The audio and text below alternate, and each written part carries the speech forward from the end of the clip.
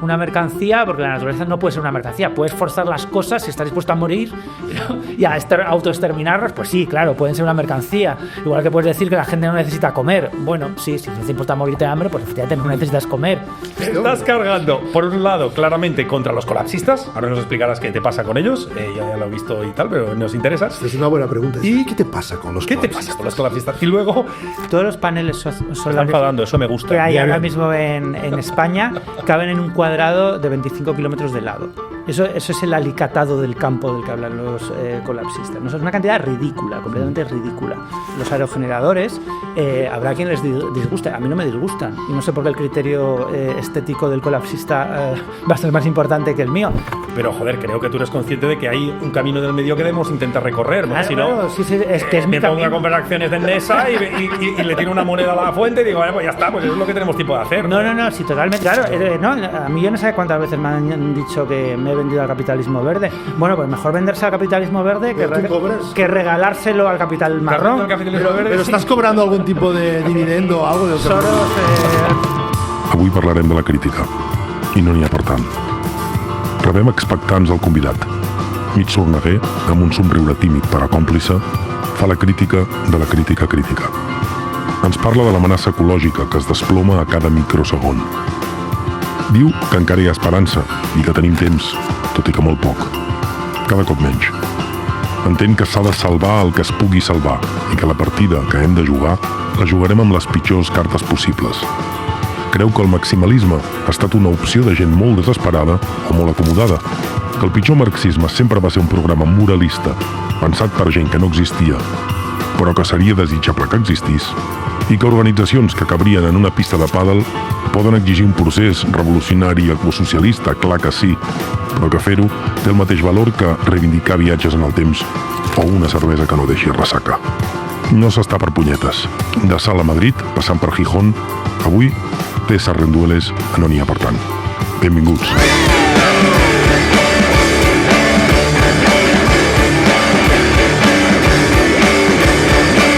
Bueno, pues trabajo como investigador en el Consejo Superior de Investigaciones Científicas.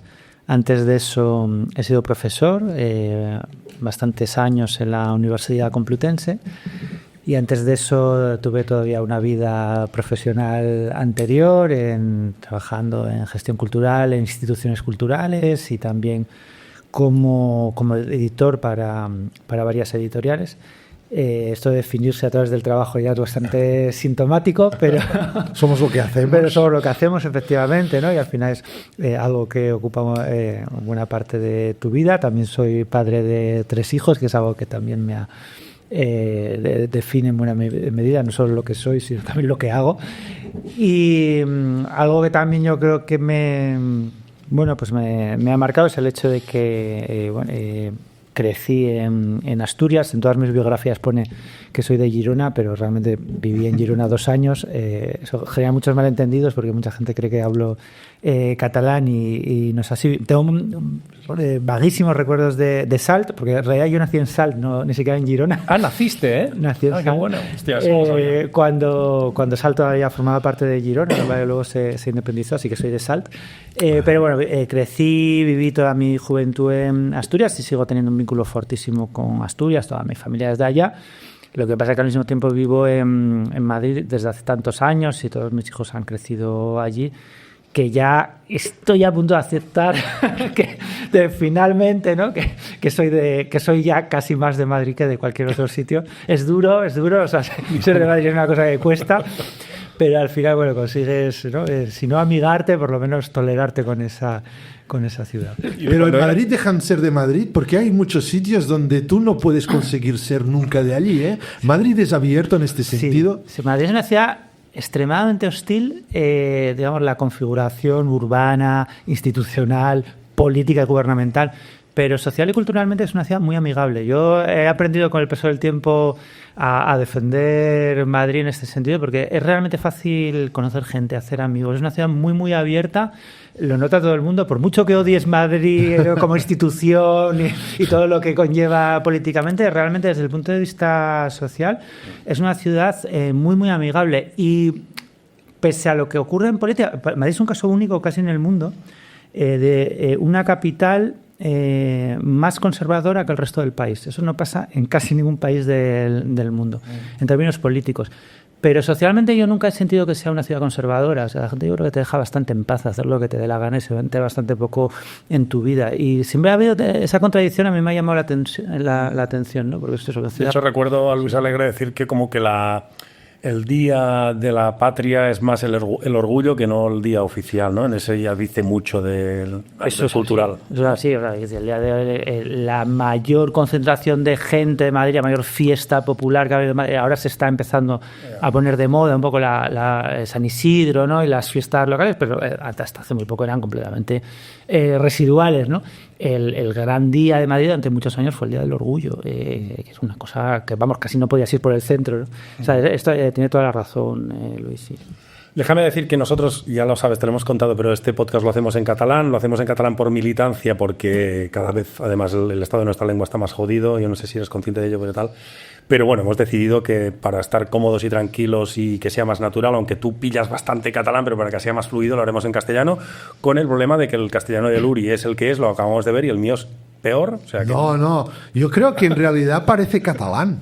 Exacto. Es decir, que cuando hablamos en castellano, en realidad estamos hablando en catalán contigo, lo que pasa es que nosotros no te das cuenta, pensamos que estamos hablando en castellano, pero tú mismo ya lo ves, estos dos hablan en catalán. ¿Y por qué? Porque piensan en catalán y porque tienen un acento muy delator.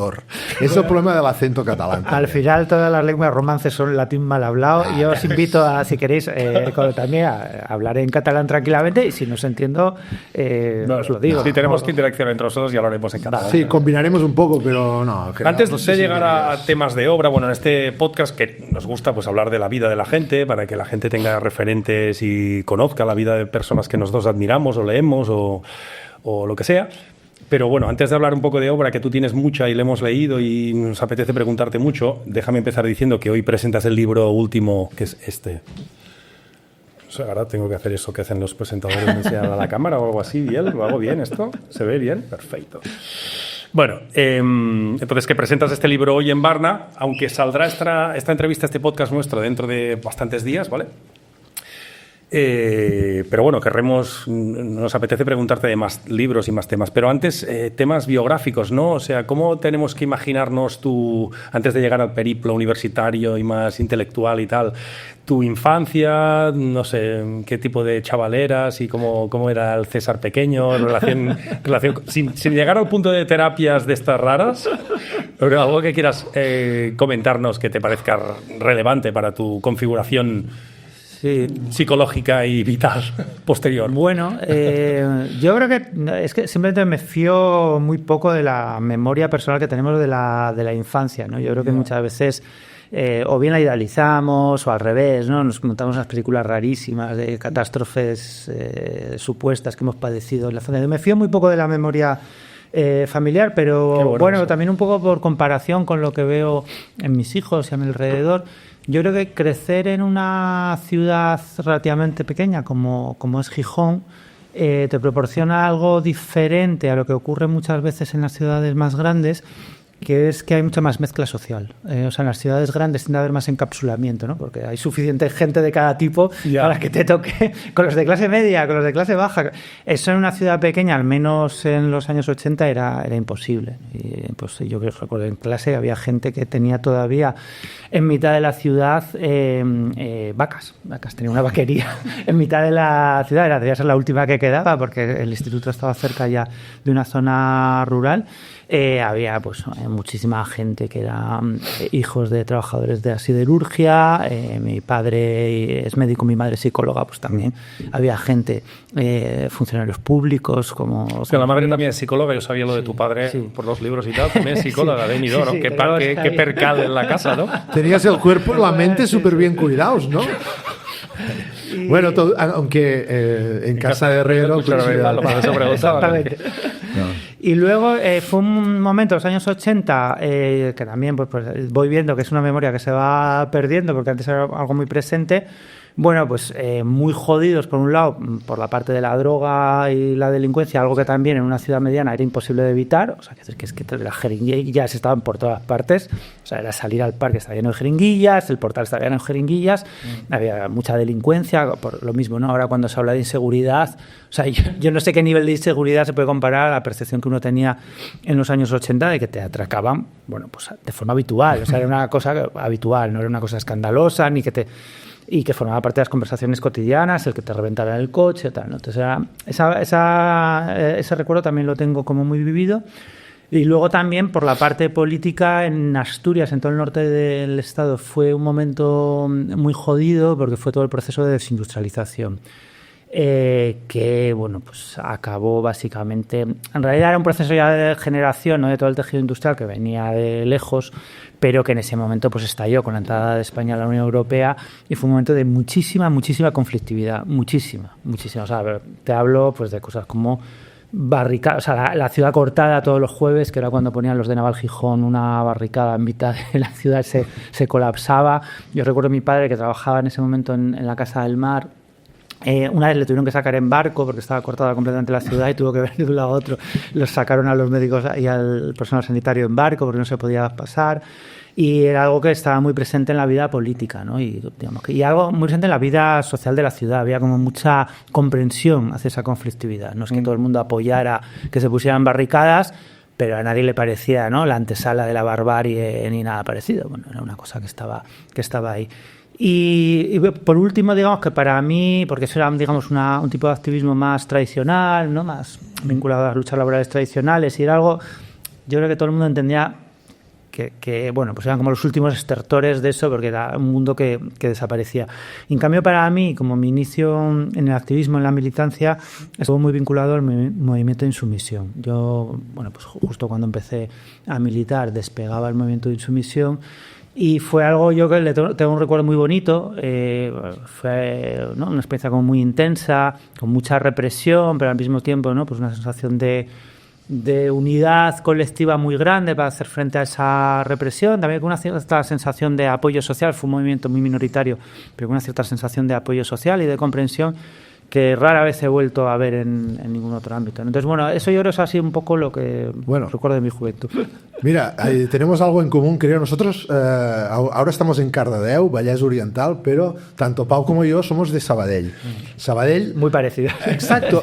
También, digamos que nosotros, bueno, somos un poco más jóvenes que tú, pero también hubo un proceso de desindustrialización, porque era básicamente del textil. Sabadell formaba parte de este cinturón rojo, de hecho, en el área, digamos, de metropolitana de Barcelona, y luego un proceso de terciarización, que eso es que cuando hemos estudiado un poco de ciencias sociales, pues aparecen, digamos, el cambio, digamos, de la fábrica y de la industria del sector secundario al sector servicios, ¿no?, que implica precarización, implica a veces que se ponen hoteles y se ponen grandes almacenes y se ponen grandes cadenas, digamos, de comercios, y que la economía un poco se vuelve economía de servicios. Esto lo viste, yo te quería preguntar sobre esto, pero luego has dicho una cosa que me ha interesado muchísimo, que es cuando empiezas a militar, digamos, en este contexto, que fue en el tema del movimiento por la insumisión, y yo me acuerdo de leerlo en el libro, que hay una anécdota interesante porque fuisteis a boicotear un acto de Alfonso Guerra,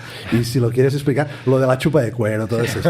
No sé, de las dos cosas que te he dicho, la que te divierta más. Empiezo por la más seria. En el caso asturiano, la terciarización, que es muy real, estuvo acompañada directamente por un proceso, bueno, de éxodo juvenil, ¿no? Lo que pasó básicamente es que en esa época, más o menos a principios de los 90, una enorme cantidad de gente joven se fue de Asturias, no fuera de España, sino a otros lugares del Estado, ¿no? Que yo creo es una memoria, yo creo, en general mal conservada, mal estudiada, ¿no?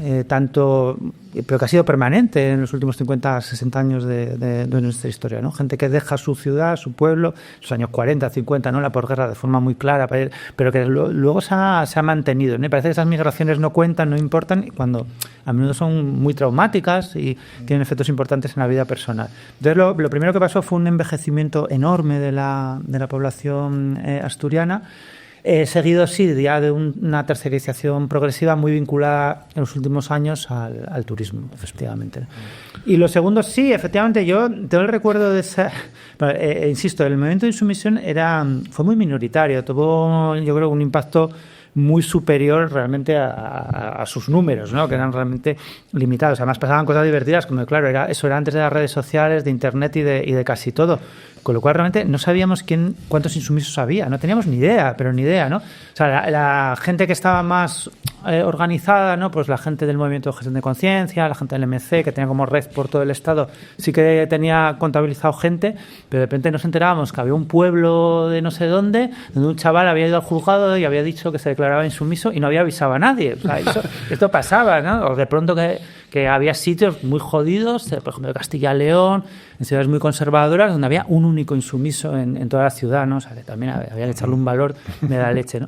Y yo, digamos, me di cuenta de hasta qué punto éramos, ¿no? Una pequeñísima minoría, no nosotros, sino en general toda la izquierda del PSOE, la izquierda esta parlamentaria, incluso en aquellos tiempos, que yo creo que éramos unos cuantos más que ahora, en ese mitin, efectivamente, de Alfonso Guerra. En el momento de Alfonso Guerra, no sé, es que era como Madonna, ¿no? Para el PSOE, o sea, era una figura súper carismática que generaba muchísima entusiasmo, ¿no? Entre los votantes y militantes del PSOE.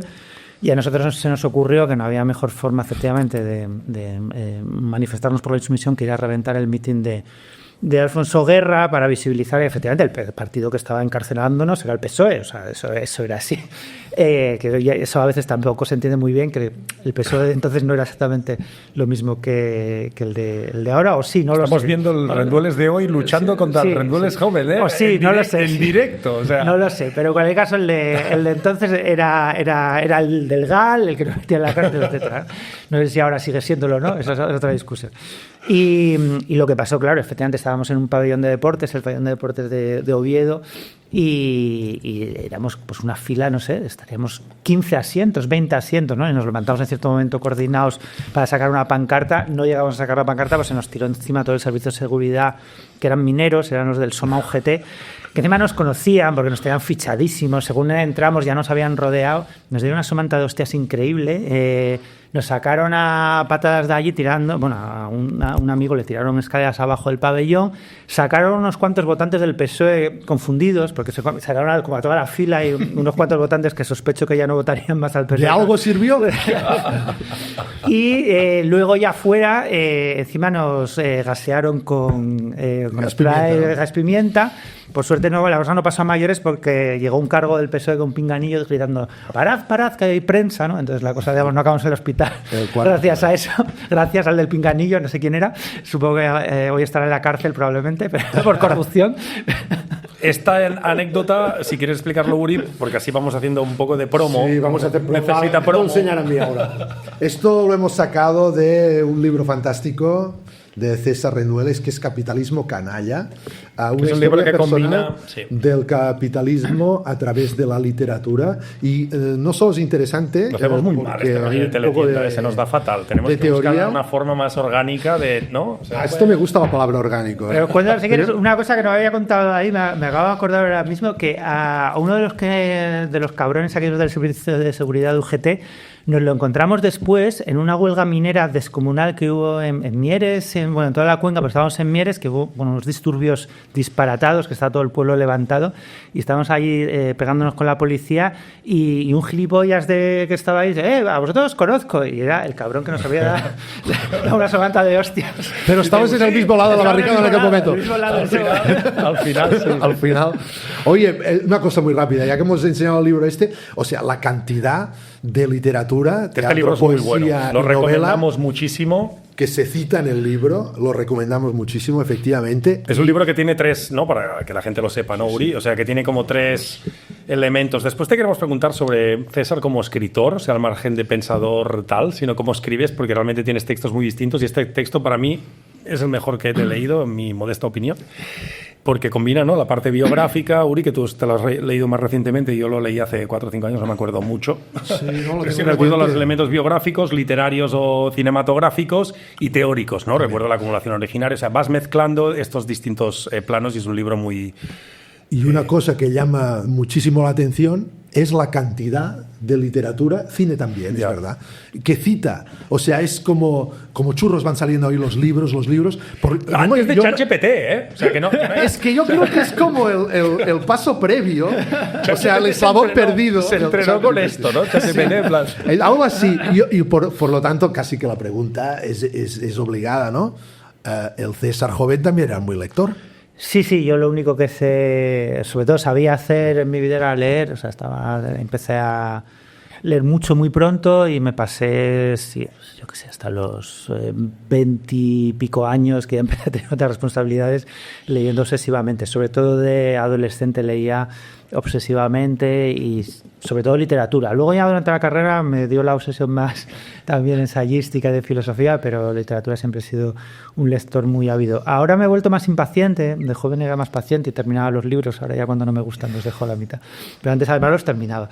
Y sí. Bueno, este sentido del deber, ¿no? Porque sí, esto sí. aparece también, una especie de César Rendueles muy kantiano, que, como diría Rousseau, se trata de obedecer siempre la ley, pero no servir a nadie. Exactamente. No servir a nadie. Sí, bueno, yo creo que eso es muy, muy común, ¿no? O sea, que en general la gente odia que le digan lo que tiene que hacer. Y al mismo tiempo yo creo que la mayor parte de la gente es bastante respetuosa con las normas, sobre todo cuando son autoimpuestas. Y sí, a mí yo creo que me voy devolviendo más hedonista con el paso del tiempo y ahora ya tengo menos disciplina para leer.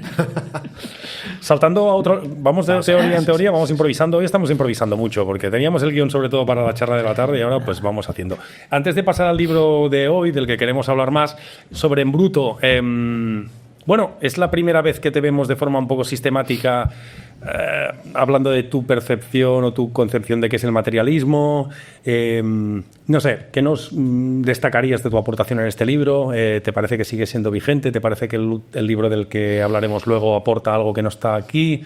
¿Qué parece? No sé. Sí, bueno, es un libro que en realidad tiene un poco de... No de encargo, porque no fue de encargo, pero sí que desde el director de la editorial, Manuel Cruz, me ofreció en ese momento escribir un libro de filosofía para la colección que estaba montando, ¿no?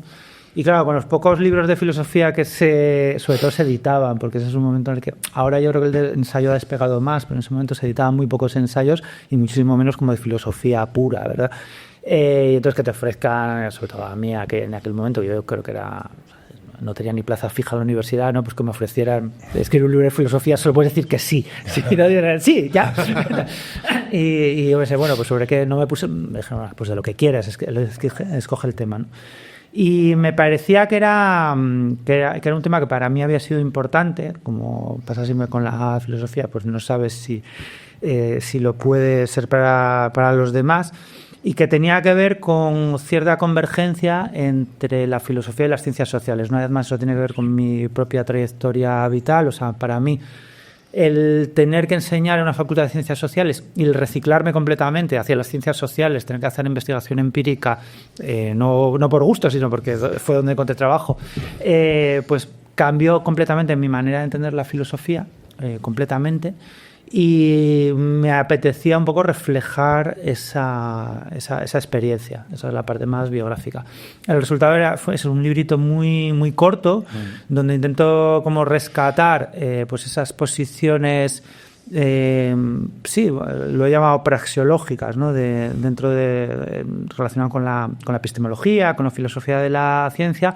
Pero ¿Me suena de Kotarbinsky, puede ser? ¿El qué, perdón? Kotarbinsky. ¿De la praxeología? Yo lo usa mucha gente, ¿no? Sí. Lo usa muchísima gente, lo usó Hayek también, lo usó Manuel Sacristán.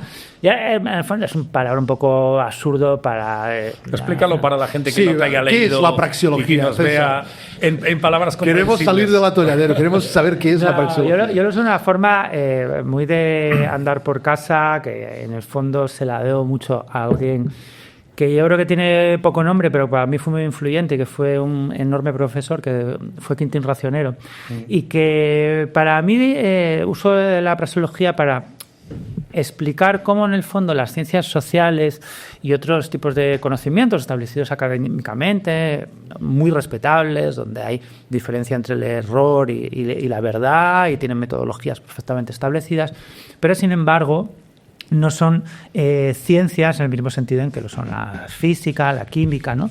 Y praxeología es una manera, de alguna forma, de reivindicar, ¿no?, esa realidad de esos saberes, ¿no?, su carácter bien establecido, pero al mismo tiempo entender que tiene mucho más que ver con nuestras formas de saber, interactuar en la vida cotidiana, bueno, pues con otro tipo de praxis, como puede ser la escritura, la traducción, la música. O el diseño, ¿no? A veces se habla de las ciencias de diseño. Exactamente, ¿no?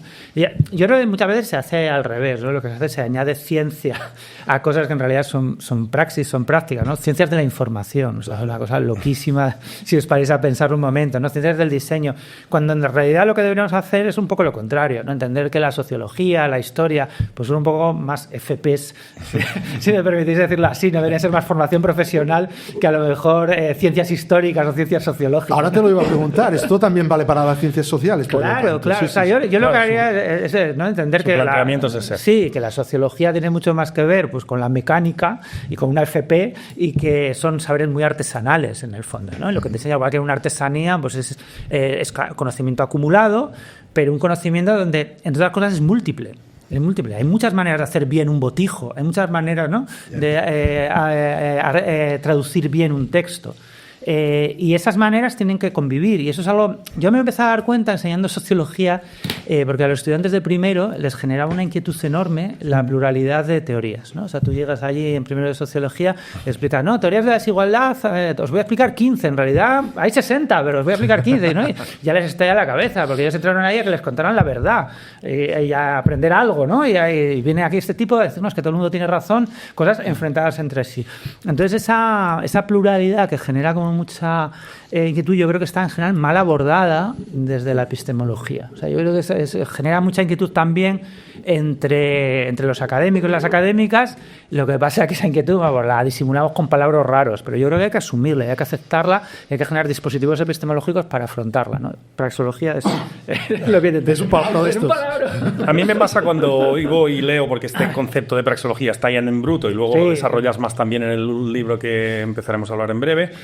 El problema que tengo es que, la contradicción que veo es que efectivamente si uno se pone muy intelectual y frío a analizar qué es lo que hacen las ciencias sociales, puedo comprar que lo que hacen es lo que tú dices, pero como precisamente el marxismo es como una herramienta que, aparte de ser un aparato intelectual sofisticado y abigarrado, es una herramienta política que ha sido usada durante décadas y generaciones, me da que nos estamos que a lo mejor es lo que tenemos que hacer y tenemos que asumirlo y punto, y eso es lo que creo que tú haces y a la conclusión que has llegado, ¿no? Pero para poderla explicitar te lo pregunto. Es decir, lo formulo de otra forma, mientras la derecha, los liberales y los rayos de turno utilizan la ciencia como algo mucho más dogmático y mucho más de sota, caballo y rey, y esto es así porque lo digo yo, y tienen una aproximación más dura a las ciencias sociales, defendiendo que su posición es la posición. Es como que nosotros disolvemos nuestras posiciones analíticas diciendo que lo que hacemos es algo así como una praxeología y que es lo mismo que la cocina y tal, ¿no? ¿Ves alguna contradicción, supongo, igual que yo, en ese o no? Bueno, a ver, yo creo, y esto lo digo mucho cuando me preguntan, ¿tú cómo te defines? ¿No? Pues depende de delante de quien hable, ¿no? O sea, si me llevan a discutir con gente que está diciendo unas barbaridades increíbles que se está inventando claramente, a ver, yo soy un científico acreditado por las máximas autoridades académicas y la verdad sale de mi boca, ¿no? O sea, yo creo que esto también... Que en realidad es cierto en tu caso, además. No, pues es decir, que tienes la autorización de... Quiero decir que yo creo... Sí, tengo el sello, ¿no? Como el capítulo de los Simpson, que le ponen el sello de loco, ¿no? De Einstein. Yo creo que esto también hay que valorar para quien hablas y tal. Y una cosa son discusiones internas, fraternas, donde muchas veces es al revés, ¿no? Yo creo que a la gente le genera como mucha ansiedad los muros teóricos que nosotros mismos erigimos. O sea, yo muchas veces, ¿no? Haciendo pues seminarios para gente activista sobre distintos autores, y lo primero que digo siempre, bueno, esto necesidad de leer a Foucault, a Deleuze, a Marx, a quien sea, necesidad no hay. Pero la contradicción de los liberales, están haciendo eso. Yo les sigo mucho, ¿vale? Es una tara que estoy teniendo los últimos años, meses, y pues es una tara. Yo soy seguramente el que aporta más visualizaciones al canal de Rayo. Enhorabuena, Pau. Hay algo raro ahí, pero joder, es que tú ves a la que vas entrando en su ecosistema, es que Mises, Hayek, lo que haga falta, lo más duro, lo más tosco, y están ahí. Porque les funciona. Y les funciona. funciona. Claro, no, pero sí, yo estoy a favor de lo que funcione. O sea, a ver, que si lo que funciona es Diamat, yo Diamat a muerte. Si es que yo creo que parece que ser muy pragmático. Pues esto es pragmatismo realmente, sí, ¿eh? O sea, lo que funciona como criterio de verdad. Lo que funciona como criterio de verdad para el activismo, para la militancia. Sí. Pero yo te iba a preguntar justamente esto, y como hijo de médico, ¿te acuerdas del Gorgias de Platón? La comparación es entre la medicina y la cocina. La medicina es ciencia, quiere el bien del cuerpo, y luego aparecen unos sofistas, unos retóricos que por ensayo-error, de forma praxeológica, no lo dice así, pues hacen esto de la cocina, que a veces funciona porque consigue persuadir, pero estamos en lo cosmético, en lo retórico, en lo ornamental, en lo engañoso, y a mí me da rabia que justamente estos autores de, digamos, de matriz neoliberal presenten algo como una ciencia pura, súper matematizada, cuando en realidad también es una forma de cocina, ¿no? Total, y de hecho, vamos, yo soy súper partidario de los sofistas, al menos en ese diálogo con Platón. Los sofistas eran los partidarios de la democracia, en el fondo. Exacto. O sea, los partidarios de la democracia frente a esas pretensiones totalizantes, y entender efectivamente que la medicina, no la biología, o sea, la biología es una ciencia, efectivamente, la medicina no es una ciencia, la medicina es una técnica exactamente igual que la cocina, y entender que esa técnica debería estar sujeta en buena medida a deliberación, igual que la cocina, y que no nos deberían atiborrar con cosas que no queremos ni deseamos y que se nos debe preguntar. Hostia, eso es interesante en relación a la pandemia, ¿no? Claro, sí. Claro, ¿no? Haría mucho con el señor experto, ¿cómo se llamaba el experto ese? Que salía todo el rato, ya se me ha olvidado. Simón. El Simón, ¿no? El de ese señor que salía por la tele todo el rato, súper entrañable y que parecía un tío. Bueno, primero aparecieron, simpático. Primero entrañables no eran, porque pusieron detrás militares, sí. al GEMAT, es decir, a los militares, y eso sí que como fue para persuadir al personal de que no saliera y se confinara. Que ponemos un escalador simpático y un par de Kalashnikovs detrás. Bueno, es Platón, es decir, el rey filósofo, que es el sabio, y los guardianes, que es el ejército y la policía. Bueno, que conste que conozco a Fernando Simón y me cae muy bien. Que conste que yo también soy, digamos, hice un artículo defendiendo justamente que salus populi suprema lex. Pero como gestión, digamos, de la cosa es interesante porque aparece la figura del experto, pero también aparece la figura de la fuerza. Y ahí sí se necesita un experto como de que la gente se lo crea, ¿no? Porque si sale diciendo, bueno, sí, pero no sé, pero tal. No, pero sí, a ver, lo primero que decir es que no sea que un día me tire escalando de la pared, pero Simón, me consta que estuvo muy mal a gusto con unos militares detrás. Yo creo que esa es un poco la idea, ¿no? O sea, que un poco a lo que nos conduce esa visión platónica de la ciencia es, o si no es ciencia pura, estricta, donde el experto tenga absolutamente todo que decir y nadie más puede hablar, o si no, no hay nada, ¿no? O César o nada, ¿no? Y yo creo que precisamente esa idea de praxeología es aprender a convivir con ciertos niveles de incertidumbre, aceptando también que hay ámbitos donde pues tenemos que dejar hablar a los expertos. Y eso, yo creo que hay muchas sociedades donde eso se ha gestionado razonablemente bien, ¿no? Siempre lo cuentan de los piratas, ¿no? Donde el capitán pirata mandaba y daba órdenes, ¿no? Muy estrictas, e incluso con derechos sobre la vida y la muerte durante la batalla, pero cuando terminaba la batalla reinaba un orden democrático, ¿no? Y eso yo creo que aprender eso también, ¿no? Que hay ámbitos donde tenemos que efectivamente pues ceder al conocimiento experto, aceptando, ¿no? Que hay márgenes de incertidumbre, que no es Dios quien habla, sino alguien completamente falible, pero también aprender a limitar esos espacios a donde sean estrictamente necesarios. Oye, esto se explica en antropología también, que hay tribus donde la figura del jefe aparece en contextos de guerra, pero que luego se pueden reír completamente de él en la vida normal. Y claro, luego la tendencia a querer provocar guerras para consolidar mandos, ¿no?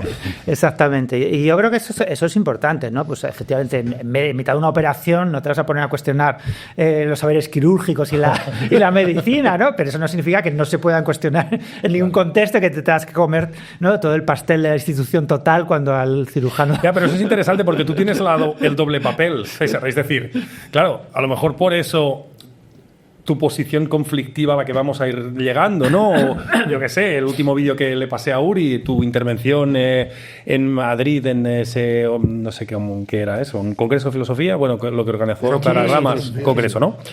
Donde estás en ese texto que es básicamente, para la gente que nos esté escuchando, el epílogo de este libro, y es un texto al que quiero llegar y quiero que la gente entienda tu posición ahí, por eso necesito preguntarte algunas cosas previamente, pero ahora lo que quiero subrayar es, claro, tú estás en un congreso de filosofía y a la vez estás hoy en la Hidra hablando de marxismo. Entonces, tú no te puedes sacar y poner el sombrero cuando te dé la gana. Entonces, si tú estás haciendo un libro en el que básicamente, ya lo veremos, tu crítica en relación a posiciones un poco dogmáticas sobre el conocimiento y sobre lo que Marx tiene que decirnos hoy es tan dura, seguramente cuesta que luego te puedas poner el sombrero de, bueno, sí, como ahora tengo a Rayo delante, sí, me voy a poner a defender que sí, que al final hay leyes históricas y el sombrero positivista. Pero bueno, en cualquier caso, como eso no es una pregunta, sino que así es una acusación, déjame que te pregunte una cosa, ¿vale? Para llegar a comprender tu posición en el epílogo. Primero, creo que estaría guay que la gente que nos vea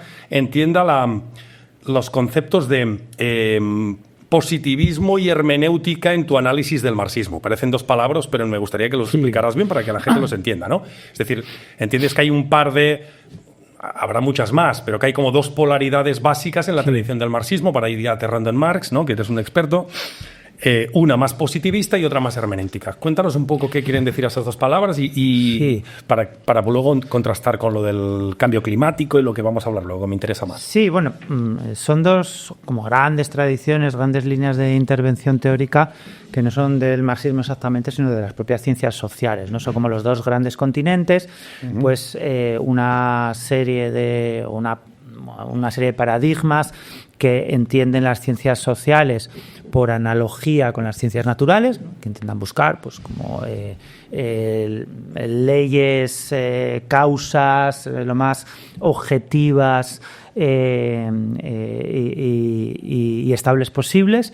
Y en cambio otro tipo de intervenciones que se centran más pues en la interpretación, ¿no?, del sentido de las acciones, en tratar de comprender por qué la gente hace lo que hace, no tanto detectar regularidades en el comportamiento colectivo o individual, sino entender por qué la gente hace lo que hace y tratar de conseguir pues ganancias en comprensión, ¿no? Eso a veces se ha dicho la diferencia entre explicar y comprender. Sí, iría por aquí más o menos. Eso es. Por poner un ejemplo, ¿no? Yo creo que el positivismo más o menos se entiende lo que es, ¿no? Que es intentar pues eso, generar grandes leyes históricas, grandes leyes sociales que expliquen el comportamiento humano. En el caso de la hermenéutica yo lo suelo comparar a cuando tenemos un libro, imagínate, ¿no?, el típico poemario de Góngora que no se entiende ni una palabra, ¿no? Y a base de escarbar en los versos, que te expliquen lo que hay y tal, dices, ahora sí, ¿no? Ahora sí lo entiendo. Finalmente entiendo lo que querían decir estos versos. Ha habido una ganancia en comprensión, pero que no es una explicación, ¿no? En una novela, pues la última página no es un efecto de la primera, ¿no? La primera no es la causa de la última, ¿no? Eso es otra lógica la que rige ahí. O cuando no entendemos lo que alguien hace, pero a base de entender de atender a su contexto, preguntarle y tal, pues al final entendemos por qué ha hecho el disparate que ha hecho. Entonces, esas dos tradiciones son un poco las que están presentes efectivamente también en la tradición marxista. Y en Marx propiamente, porque también entiendo que es una otra forma de contar la típica dialéctica materialismo-idealismo, ¿no? Un poco, porque en realidad el materialismo tú lo cuentas, de hecho, muy bien en Bruto, como esa idea que ahora estabas contando de que hay leyes de largo, ¿no?, de temporalidades largas, que a pesar de que las subjetividades intenten transformar eso, es muy difícil de que... Te he visto poner ejemplos en el ámbito de la educación súper interesantes en ese sentido, ¿no? O sea, cómo puede ser que a pesar de que haya tantas instituciones que estén volcadas en que los chavales tengan las mismas oportunidades, a pesar de que ningún profe pone, ¿no?, has dicho literalmente alguna vez, me parece una buena ilustración, ¿no?, nadie pone notas pensando en el código postal del chaval, ¿cómo es posible que se reproduzcan de forma tan generalizada las desigualdades y dependiendo de dónde has nacido, acabes siendo un pringado o tal, ¿no? Entonces, hay leyes, efectivamente existen, y el idealismo consistiría, en cambio, en confiar demasiado en que las subjetividades pueden transformarlas. ¿Sería esa polaridad también? Sí, o sea, demasiado o no, eso ya depende del caso, ¿no? Digamos que la hermenéutica, el idealismo, un poco lo que hace es poner el acento efectivamente en la espontaneidad de la razón, en la espontaneidad de la subjetividad, en esa capacidad de la subjetividad para cambiar las cosas, ¿verdad? o sea, digamos, desde un punto de vista estrictamente positivista, desde un punto de vista estrictamente naturalista, no es exactamente lo mismo, pero para entendernos, hay muy poca diferencia, he puesto este ejemplo muchas veces también, ¿no?, entre los jardines de Versalles y la selva amazónica, ¿no? Es todo vegetación. La diferencia está en algo que tiene que ver con la subjetividad, con que ha habido ahí una potencia racional, ¿no?, transformando esa vegetación en otra cosa que lo que está, ¿no?, preñada de espíritu, diría Hegel, ¿no? La preñada de espíritu está completamente atravesada por esa potencia que cambia las cosas. Y yo creo que eso es algo que de lo que Marx era muy consciente. Y Marx un poco está a caballo. Tu tesis es que Marx tampoco es a pesar de que se reivindica como un científico y tiene notas al pie del Capital de que esto, la ciencia y tal, y nace en el reflujo de la eclosión de las ciencias positivas, él también no... Está a caballo entre es una tesis de Sacristán lo explicó muy bien, ¿no?, que uno de los motivos por los que, ¿no?, Marx genera tantas polémicas es precisamente por eso, porque hay textos súper positivistas, no solo en sus declaraciones sobre lo que quiere hacer, sino en su propia estructura, y hay textos súper idealistas, muy filosóficos, muy densos, ¿no? A mí me gustaba mucho esa dualidad loquísima, que es que las notas de Marx no destinadas a publicación, tipo los Grundrisse, son mucho más filosóficas, porque es como que Marx toma notas en filosofés, ¿no? En idioma filosófico, y luego como que lo traduce para su publicación a algo mucho más positivista, porque el positivismo es un poco como la gran ideología de finales del 19, no es exactamente una teoría filosófica, ¿no?, como la gran... Si quieres ser serio y ser tomado seriamente, pues tienes que escribir como un científico social que escribe leyes, eso, ¿no? Es. Igual que hay que hacer podcast, ¿no? ¿no? Y yo qué sé, pues hay recursos retóricos de todo tipo y tal, pues en ese momento tienes que hacerlo así. Y yo creo que esa dualidad está presente en el marxismo desde su origen, pero que luego estalla, ¿no?, en el periodo entre guerras. Claro, porque en los años 30 pasa una cosa muy curiosa, ¿no?, que el marxismo positivista fue hegemónico durante bastante tiempo, pero era eso, ¿no?, como el serio, el que podía ser... la Segunda Internacional, ¿no? La Segunda Internacional. Es el funcionalismo al final, ¿no? Sí, en términos de explicación, es decir, tenemos la raíz a partir de la cual podemos deducir qué es lo que va a pasar en la sociedad.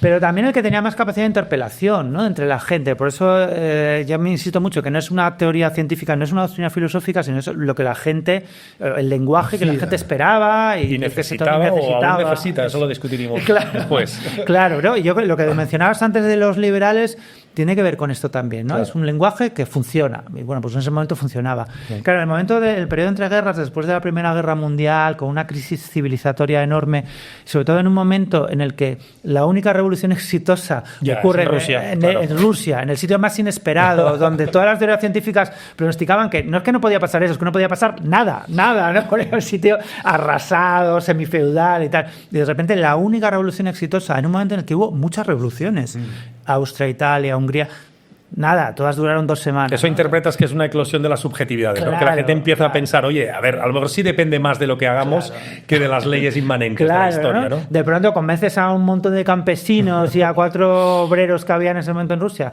de que pueden cambiar y, oye, mira, pues se cambia, ¿no? Y las leyes de la historia, pues ya se verá con ellas lo que hacemos.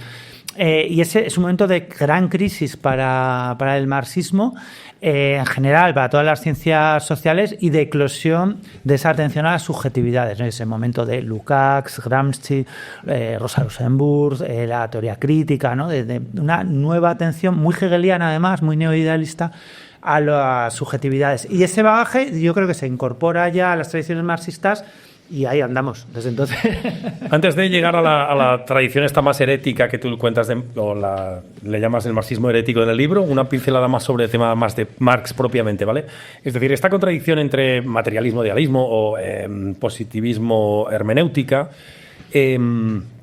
claro, a mí me genera, esta contradicción de la que ya estás hablando, ¿no? Esa idea de que que yo la veo en el día a día, sobre todo en la gente que se ha introducido en el marxismo en los últimos tiempos y que efectivamente, queriéndolo o no, se ha introducido en una mirada muy positivista de yo he descubierto la ley y la ley de tendencia decreciente de la tasa de ganancia, y las crisis las interpreto siempre como una tensión que está muy subterránea, no me interesan las finanzas, y dices, ¿cómo puede ser? O sea, Marx estaba interesado en ti, o sea, muy interesado en las crisis financieras, o sea, ya en su momento, ¿cómo no te vas a interesar tú por eso? Bueno, claro, si tu discurso consiste en repetir de que hay leyes inmanentes y que tú en realidad parece más capacitado de entenderlas que la mayoría, y que sobre todo esas leyes no permiten, lo que hemos dicho antes, que cambie nada, ¿cómo vas a generar agencia para decirle a la gente que vas a cambiar algo? O sea, esa tensión para mí siempre ha sido la tensión no irresoluble, pero dura del marxismo, porque tú estás diciendo, mira, esto es lo que yo creo que va a pasar, pero te tengo que convencer de que podemos cambiarla, ¿no? Hay una frase de Trotsky que leí que cuando los generales del antiguo régimen le decían a Trotsky, oye, pues que tenían que diseñar una estrategia proletaria para el Ejército Rojo, pues Trotsky dijo literalmente pues que el marxismo no servía para jugar al ajedrez y tampoco para diseñar estrategias militares, o sea, como esa idea de que no sirve para todo. Puede ser que el marxismo no sea la mejor herramienta, y ahora es muy provocativo y literal lo que estoy diciendo, pero o sea, que sea una buena herramienta para interpretar las leyes del capitalismo y las contradicciones, pero a lo mejor no sea stricto sensu, el Capital, por ejemplo, el mejor libro para pensar cómo organizar la transformación. Esa sería la pregunta. Por Dios, qué larga, lo siento. No, o sea, yo lo primero, o sea, algo que me pregunto a menudo, ¿no? O sea, ¿qué estaría haciendo Marx hoy? O sea, y sospecho que probablemente estaría, ¿no? Viendo todo el rato o leyendo blogs de Bloomberg, atendiendo a las finanzas internacionales. Seguro, claro. Y a la evolución del precio de las células fotovoltaicas, yo qué sé, ¿no? Cosas de estas. Lo que estoy 100% seguro que no estaría haciendo es leyendo a Marx. O sea, eso con total seguridad, ¿no? No, a ver, yo creo que por un lado, por la parte más de análisis científico, para mí, que yo me siento muy identificado con esa gente más joven que está accediendo ya al marxismo, porque yo era igual, no, o sea, yo exactamente igual. Sí.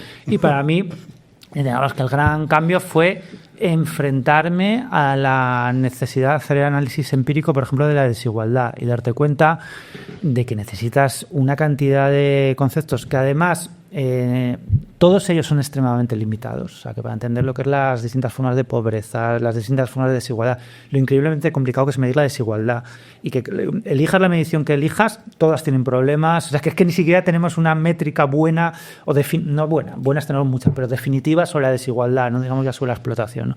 Y enfrentarme a ese cenagal que es las ciencias sociales empíricas me hizo no desconfiar del marxismo, sino darme cuenta de que en realidad no me había preguntado nunca en serio lo que era la desigualdad. O sea, que realmente lo que tenía era un dogma sencillo, muy complicado, porque de lectura es muy complicado, es muy farragoso, tienes que dedicar mucho tiempo, ¿no?, para entender el capítulo sexto inédito, no sé qué dedicas, pero que ese tiempo en el fondo dedicado, ese esfuerzo en el fondo es una forma de pereza intelectual, porque te evita pensar en serio cómo es hoy la desigualdad, algo desde luego que Marx se tomó muy en serio en su momento, ¿no?, en qué consiste una crisis financiera con las características que tiene hoy, no en general, sino hoy, este mes, la que vamos a tener dentro de 2 meses con la IA, ¿no?, qué características tiene, en qué se diferencia de otras. Entonces yo creo que ahí hay un punto de extraña pereza intelectual a base de lo contrario, ¿no?, de una especie de dedicación heroica a la hermenéutica bíblico-marxista.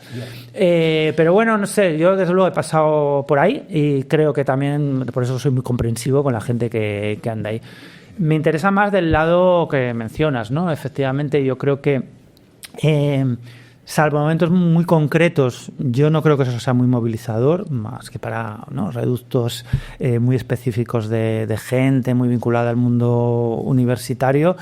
Y necesitamos otro tipo de herramientas, que son, por cierto, las que usaba Marx. Yo una cosa que hago mucho es recomendar a la gente, a los estudiantes, ¿no?, que empiezan a leer a Marx y tienen una perspectiva así como muy holística, muy general, es recomendarle que lean los escritos históricos de Marx. O periodísticos. O periodísticos, y que son muchísimos, por cierto. Políticos también. Que son muchísimos. Son casi la mayoría. Claro, o sea, los escritos históricos del Capital son la mayor parte del Capital, pero es que los escritos del 48, ¿no?, de las revoluciones del 48, los escritos sobre la Comuna de París, tienen un tono radicalmente distinto. O sea, es que no se cita ni una sola ley de la historia ni nada parecido. Tiene una cosa súper coyuntural, súper pragmático también, ¿no? A mí me impresiona mucho siempre leer los escritos periodísticos del 48, ¿no?, de esa... Porque, bueno, si hay que hacer solidaridades con los tenderos burgueses, se hacen. O sea, aquí no hay ningún problema, ¿no? Y se alaba a quien haya que alabar y aquí no hay ningún problema. Entonces yo creo que es muy sano leer eso para entender algo que yo creo que tiene a lo mejor un poco más de trasfondo teórico. Es que en el fondo, lo que identificamos como leyes, como tendencias de largo recorrido, son como distintas temporalidades, ¿no? Son como distintos ritmos de procesos sociales, algunos como muy lentos, otros de nivel medio, y algunos como muy explosivos. Y los muy explosivos, yo creo, un poco el reino de la subjetividad, donde lo que cuenta es de lo que seas capaz de convencer a la gente y poco más, ¿no? Te quiero preguntar una cosa justamente sobre esto, porque a veces hemos ido a Marx por el tema del materialismo, porque era el antídoto perfecto a la mistificación. Es decir, que todas estas cosas que eran ideas y que las ideas hacían cosas, pues quedaba perfectamente refutado. En Marx pensábamos, ¿no?, que era el materialismo en este sentido y en un sentido combativo también, porque no era ni tan siquiera era el materialismo puramente positivista de las ciencias, había algo más ahí. Y es a lo que voy. La tesis doctoral de Marx es que casi que ya podríamos decir que está in nuce algo ahí, porque se fija en los materialistas de la antigüedad, pero al mismo tiempo pone el acento en esta cosa que no sabemos si dijo Epicuro o Lucrecio o quién fue exactamente, sí, pero de la inclinación, el clinamen, que es donde ve la libertad y donde ve la subjetividad. Y cuando estabas hablando de los momentos explosivos y las coyunturas dentro de un marco materialista, pensaba que de algún modo, bueno, siempre es fácil a toro pasado decir, bueno, ya estaba en Marx, pero que el dibujo es este, ¿no? Porque es el materialismo, efectivamente, no vamos a decir cosas raras, pero al mismo tiempo tenemos que salvar de algún modo la subjetividad. No vamos a decir cosas raras, es una definición del materialismo que me gusta. Sí. No sé si, bueno, a ver, no sé si funciona, ¿no? Vamos a decir cosas raras. Sí, de hecho, que las decimos igualmente. Lidia lo dice, creo, citando a Althusser, que dice, hay un texto de Althusser que dice no contarse historias, o algo así. Como la definición que más le gusta del materialismo consiste en no contarte movidas. O sea, ni energías, ni movidas raras, ni tal. No es fácil no contarse historias. El género humano está todo el rato contando historias. Así es que un poco es eso, ¿no? Que al final solo funcionamos a base de historias. Claro. La gente no vive en las relaciones de producción, la gente no vive en la economía, la gente ni en la academia. Ni en la academia, ¿no? Pero, o sea, tú no experimentas directamente las relaciones de producción, no experimentas directamente la economía, ¿no? Sino que, digamos, que la experimentas atravesada por afectos, por sentimientos, ¿no? Claro. Que se construyen colectivamente. Por eso pasan cosas tan raras como la que pasa ahora. Yo ya soy mayor, ¿no? Pues recuerdo en los años 90, en un momento en el que en España crecía mucho el PIB, pero los salarios reales decrecían, la gente tenía unas hipotecas monstruosas y en general las condiciones de vida empeoraban, fue uno de los grandes momentos de crecimiento de la desigualdad en este país, y sin embargo la gente estaba convencida de que la economía iba bien. Ahora pasa una cosa rarísima, que es que la gente está convencida de que la economía va mal, pero cuando le preguntas por su situación personal, a no ser que tenga un contrato de alquiler, la respuesta es, no, a mí me va bien, pero creo que la economía va mal, ¿no? Porque uno no experimenta la economía, o sea, eso es absurdo, es una pregunta en realidad completamente idiota, ¿no? Que no deberían hacer. Uno experimenta, bueno, pues afectos que te llegan desde la COPE o desde donde sea, ¿no? Y que te dicen que estamos al borde del abismo, sí. o al revés, ¿no? Gente que te cuenta que no encuentra trabajo, o que sí lo encuentra, o que ha firmado una hipoteca, ¿no? Entonces yo creo que eso, a veces, buscando ese antídoto antiidealista, se nos olvida que tal vez somos estructuralmente idealistas. Permíteme una cosa, ¿eh? Alguno ya a mí ya me han dicho, ¿qué te han dicho? Regañado, que se dice, de que no t'han renyat. M'han renyat, m'han dit, ostres, no pots fer la pilota. No, ja està bé de fer la pilota. Per què no podem fer la pilota? Pues jo, mira, li faré la pilota. És que una cosa, nosaltres fem el que ens dona la gana, no? No, és que al final et van dir el que hem de fer, fem la pilota. Li canviem el títol. No contarse mierdas. No contarse historias. ¿Por qué? ¿Qué le vas a decir? No, porque yo quiero hacer una cosa que el CSIC... perdón, no, sí. Pregunte, más o menos. ¿Y no echas de menos dar clase? Lo digo porque yo no te conocía y ahora te estoy escuchando y es súper pedagógico, lo he apuntado aquí, porque luego tenemos que hacer la presentación y tal, pero yo lo sé, los del CSIC a veces van a dar una charla y tal. Yo sigo dando clases. ¿Ah, sí? Sí. A ver, ¿dónde las das? No, me he quedado con una asignatura, me han dejado quedarme con una asignatura de un máster que se comparte entre la Facultad de Ciencias de Información, de Semiótica y la Facultad de Sociología. Es un máster muy interesante, análisis sociocultural, y entonces todos los años tengo un semestre en ese máster, con lo cual vivo muy bien, porque sigo en contacto con los alumnos. Bien. Es un paréntesis, únicamente un paréntesis, no, pero lo pensaba. Claro, porque es la figura del CSIC, es la del científico con bata, pero bueno, que también pisas las aulas para hablarlo con el lenguaje ¿no? Vale. No, para ir llegando al epílogo, ya nos queda solo una fase más, creo, ya lo tenemos. Creo Tengo una que pregunta potente yo sobre el forma epílogo. Súper Ya os estoy extraña, esperando. estamos más o menos ordenando los temas que tenía Mil y lo estoy haciendo muy desordenado, pero bueno. No. Entonces, la segunda parte del libro, el de hoy, A la sombra de Marx, es donde hablas efectivamente, precisamente en ese periodo entre guerras, donde hay una eclosión de lo hermenéutico, podríamos decir, hablas de distintos... no sé, marxistas que no son marxistas, que sí que lo son en algún caso, claro, Gramsci como no lo va a ser, pero bueno, hablas sobre todo, o me interesa, Gramsci y Polanyi, Sí. ¿vale? Entonces, ¿en qué sentido? Porque hablas de ellos como dos autores que tienen una cierta relación especular, entonces me gustaría que desarrollaras esa idea. ¿Por qué piensas que la tienen y para que la gente entienda cuáles son sus aportaciones o... Sí. Bueno, Gramsci, mal que le pese a algunos intérpretes, es un quinta columnista del idealismo. O sea, es como la gran figura que ejemplifica ese giro del que hablaba antes, ¿no? Es el que introduce masivamente, ¿no?, las cuestiones de la subjetividad en el campo marxista. Lukács también, pero Gramsci yo creo que lo hace en términos mucho más operativos políticamente.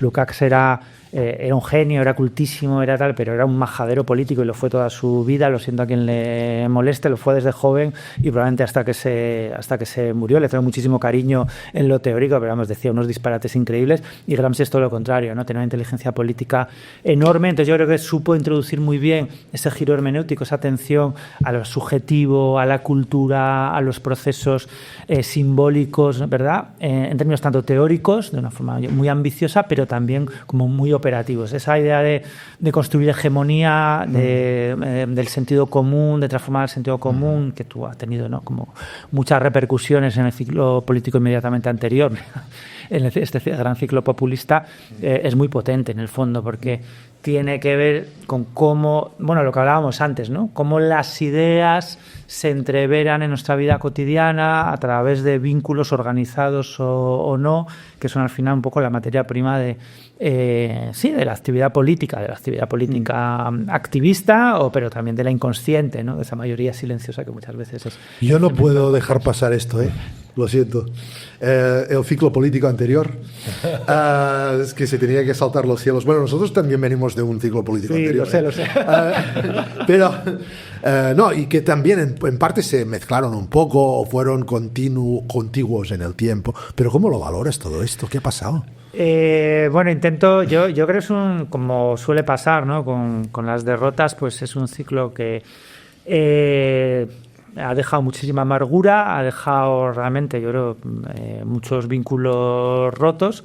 Eso tiene que ver también con las enormes expectativas que generó. Yo creo que, sobre todo, igual para la gente de mi generación, que vivimos, no, toda nuestra educación política se fraguó en la derrota más absoluta. Tras la derrota está la derrota. Claro. Total. Tú piensas, yo empecé a militar en 1989 cuando cae el muro de Berlín, ¿no? Vivo las últimas grandes huelgas generales, sí, con 16 años y tal, pero en el 92, que ya se evidente la derrota sindical, todos los casos de corrupción del PSOE y el larguísimo Aznarato. O sea, que es una derrota absoluta, que además estuvo muy marcada, lo recordaréis, os pillaría jóvenes, ¿no?, porque de pronto buena parte del activismo como que se desplazaba fuera de nuestras fronteras, ¿no? Era el zapatismo, eran las cumbres, sí. Era como que en casa no podías hacer nada y a lo mejor allá lejos había algo que hacer, ¿no? Bueno, todo el movimiento antiglobalización. Sí, que hablamos con Busqueda. Sí, con Busqueda hablamos de esto. Claro, y entonces de pronto, ¿no?, pues que aquí sí se podían hacer cosas y que había como un proceso de cambio político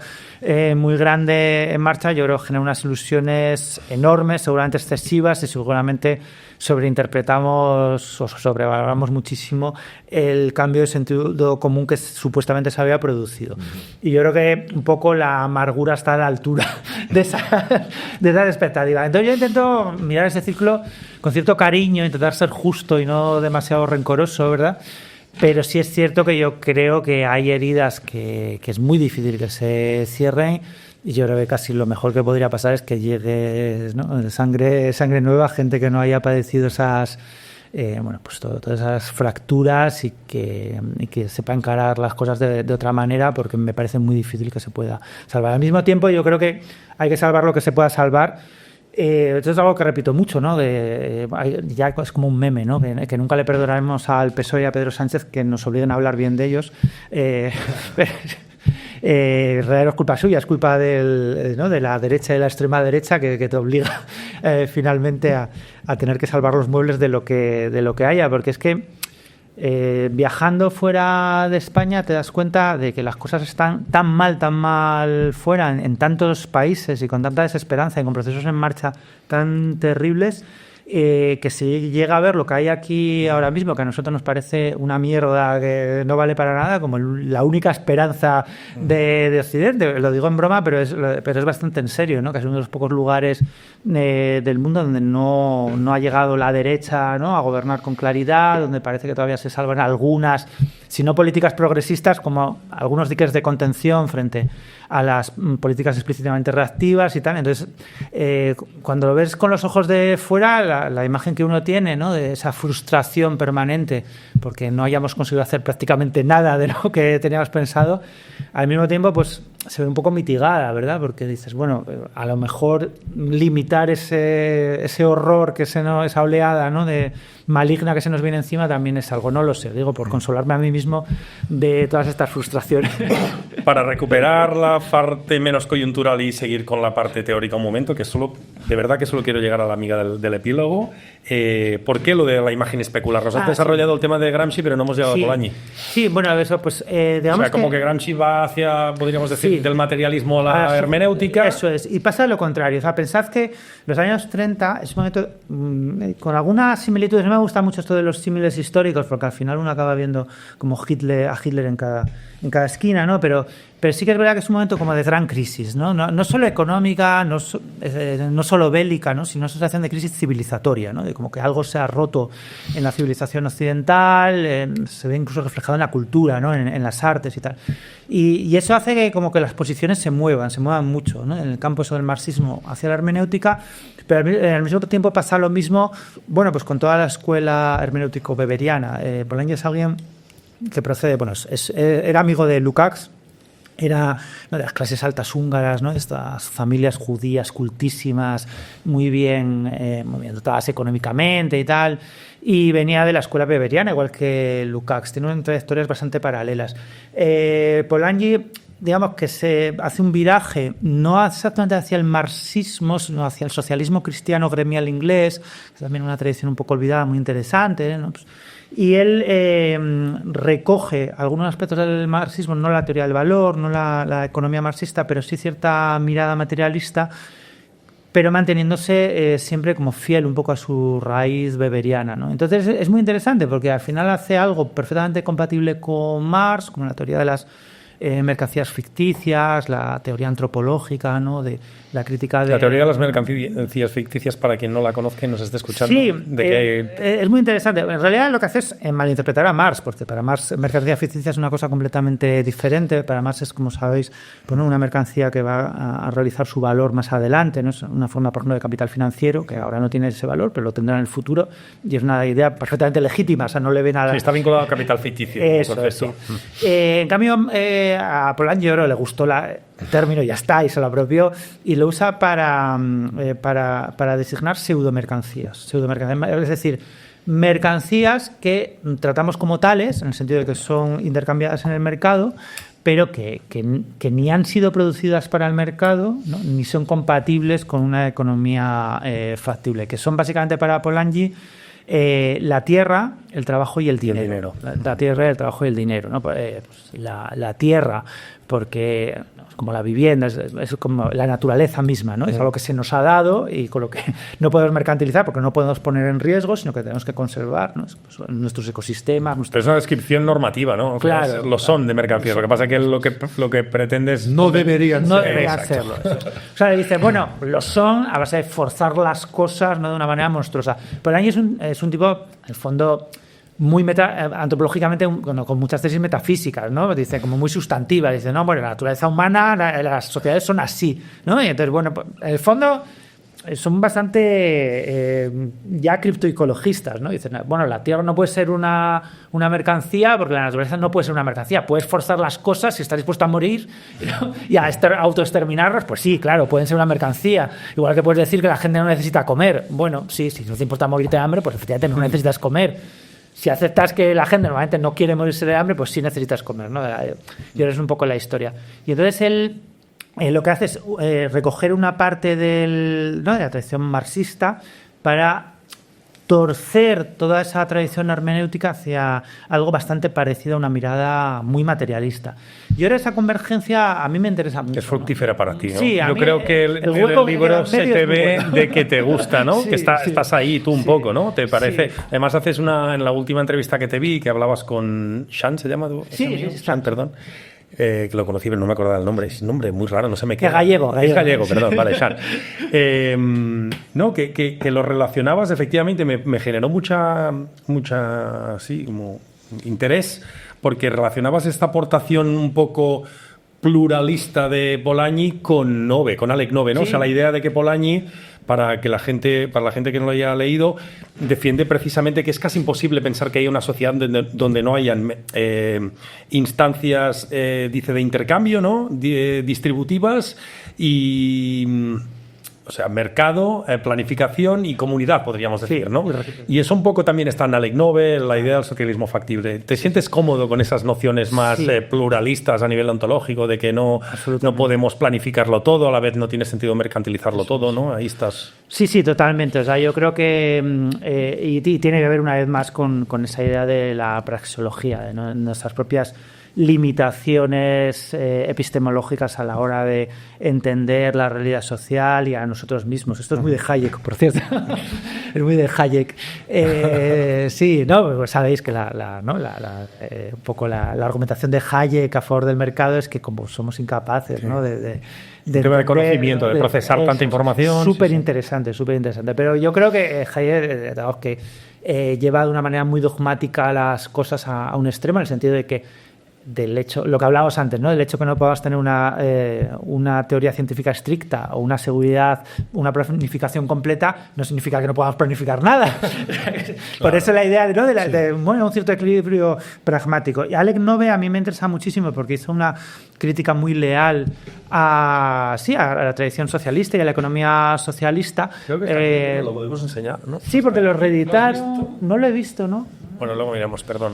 Pues, pero bueno, la economía socialismo factible para que la gente que lo quiera leer. Sí. Efectivamente, hizo una crítica muy leal, que en el fondo fue, por supuesto, acusada de traidor, partidario del libre mercado, pero que era una crítica muy leal en el sentido que decía, bueno, si queremos salvar la economía socialista tenemos que asumir efectivamente eso, ¿no? Que en todas las economías socialistas ha habido siempre... Claro, él es un estudioso brutal de la Unión Soviética y es el que estudia claramente que había un mercado de un 20-25% del PIB, un mercado negro. Pero un mercado negro, ¿eh? Claro. Sí, pero mercado. Mercado. Igual que, efectivamente, las economías capitalistas más desreguladas hay muchísima planificación. Totalmente. Muchísima. Es interesante esto. Claro. Porque cambia la idea de la teoría donde pones una etiqueta, una categoría, planificación o mercado, como si fuesen dos cosas que son mutuamente incompatibles y en realidad es falso en la realidad, ¿no? Y por supuesto cooperación sigue habiendo, o sea, nos moriríamos todos si no hubiera cooperación extramercantil, ¿no? Entonces, un poco yo creo que lo que Alec Nove ponía sobre la mesa era que en todo caso las alternativas poscapitalistas, las alternativas socialistas, como lo queremos llamar, lo que tienen que discutir cuáles son los límites de cada una de esas formas de institucionalización, ¿no? ¿Para qué sirve cada cosa de una forma idónea? No creo que sea un debate cerrado, excepto en los extremos. Yo creo que Alec Nove lo planteaba muy bien, ¿no? O sea, decir, bueno, hay cosas para que es evidente que la planificación es mejor, para los bienes continuos, ¿no? Como el agua, como la electricidad, como homogéneos, ¿no? Que en realidad no hay diferencia en el agua que emite aquí que ahí, pues vamos a ponernos de acuerdo y tal. Claro, exactamente. ¿No? La electricidad es la misma, o sea, es que lo que es interesante de este libro de Nove, déjame recomendarlo muy efusivamente, es que él se atreve a, efectivamente, por ejemplo, hacer una clasificación de los distintos tipos de empresa que tendrían que haber, ¿no? Digo, pues si hay efectivamente bienes homogéneos que tiene todo el sentido que se planifiquen el agua, la luz, no sé qué, pues oye, para esa gestión de eso sí, empresas estatales centralizadas. Y va Bachan y define 5 tipologías de empresas y reserva para el mercado, solamente algo que es muy razonable. En plan, por ejemplo, rollo peluqueras y tal. ¿Alguien está en contra de que haya peluqueras? O sea, que vamos a planificar dónde están las peluqueras. Entonces, hostia, me parece muy sugerente, muy concreto. Me acuerdo una anécdota. Cooperativas, pero algunas de participación tal. En un pueblo, perdona, no, es que era justamente sobre el tema, no directamente de las peluqueras, pero sí, por ejemplo, de panaderías, ¿no? O sea, me acuerdo que estábamos intentando hacer una campaña en un pueblo del área metropolitana de Barcelona, donde estábamos, evidentemente, éramos todos de la fe más anticapitalista, ¿no? Y entonces, pero teníamos que conseguir algún tipo de financiación porque no sé si era un concierto, una fiesta, lo que sea, ¿no? Y luego decimos, bueno, hay la panadería del San no sé qué aquí al lado, podemos pedirle que haga, no sé, le ponemos el logo de la panadería. Y salió alguien y dijo, no, una panadería no, porque es capitalismo. Claro, o sea, el capitalismo es una cosa que yo me la imaginaba, digamos, más como las super multitransnacionales, no una panadería concreta. Pero bueno, en fin. Claro, volviendo al tema, ¿no? Es decir, que quizá lo más estratégico sí que se tiene que planificar porque va en la línea de la tierra y el trabajo y lo básico. Pero bueno, pues que fíjate, yo también he visto mucha gente que critica que la visión esta de Polanyi de las mercancías ficticias, pues evidentemente es reformista en el sentido de que, claro, solo plantea como mercancías ficticias el mercado, el trabajo y el dinero. Pero coño, imagínate una sociedad sin trabajo mercantilizado. Es que solo eso ya es como, pues es exactamente el marxismo. O sea, coges y el trabajo lo sacas del mercado. Por tanto, ahí todo el mundo trabaja no hay mercado de laboral. Un plan. O sea, todo el mundo no habría mercado laboral. Que ir. O sea, vamos a decir de qué trabajamos. Y eso no es anticapitalismo. A ver, o sea, si tú llevas a las últimas consecuencias esta propuesta, y lo que dices de Nove, o sea, Nove hoy en día, a mí me parece un tripi súper, ¿no? O sea, es práctico, pero a la vez es como, ya te lo compro, ya te lo tengo que comprar, ¿no? Entonces me parece fuerte que en ese momento se interpretara este tío como un reformista, como tal. Es que me keynesiano de izquierdas. Claro, hostia, no sé.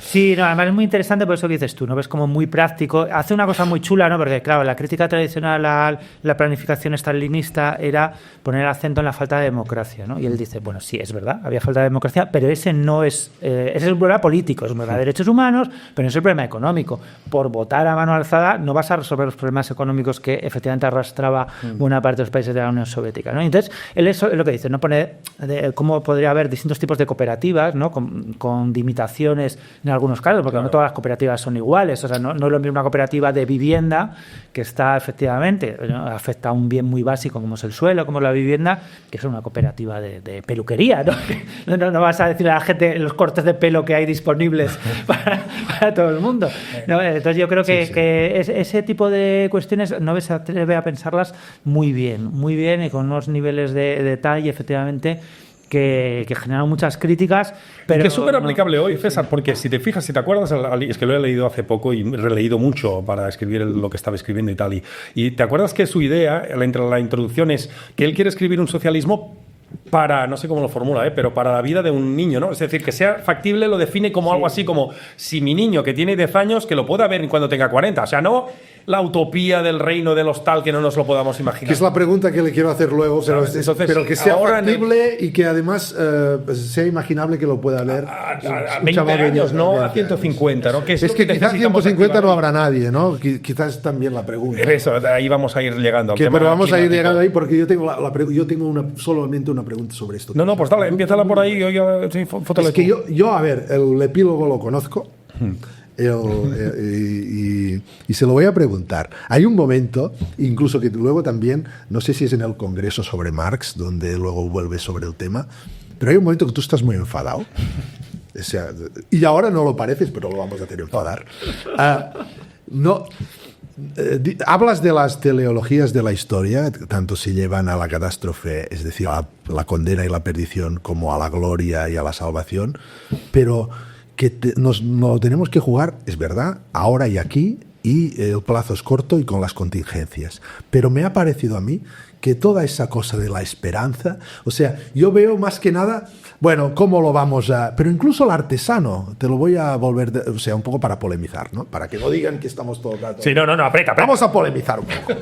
Incluso el artesano tiene un poco de confianza de que si está intentando construir, yo qué sé, elaborar una libreta, al final le va a salir algo que sea decente. Con lo cual, quizá es una esperanza, digamos, no mesiánica, no súper maximalista, pero un componente de esperanza es absolutamente necesario, porque si no, el artesano me lo imagino que tanto te podría hacer esto como irse a dormir o no hacer nada, ¿no?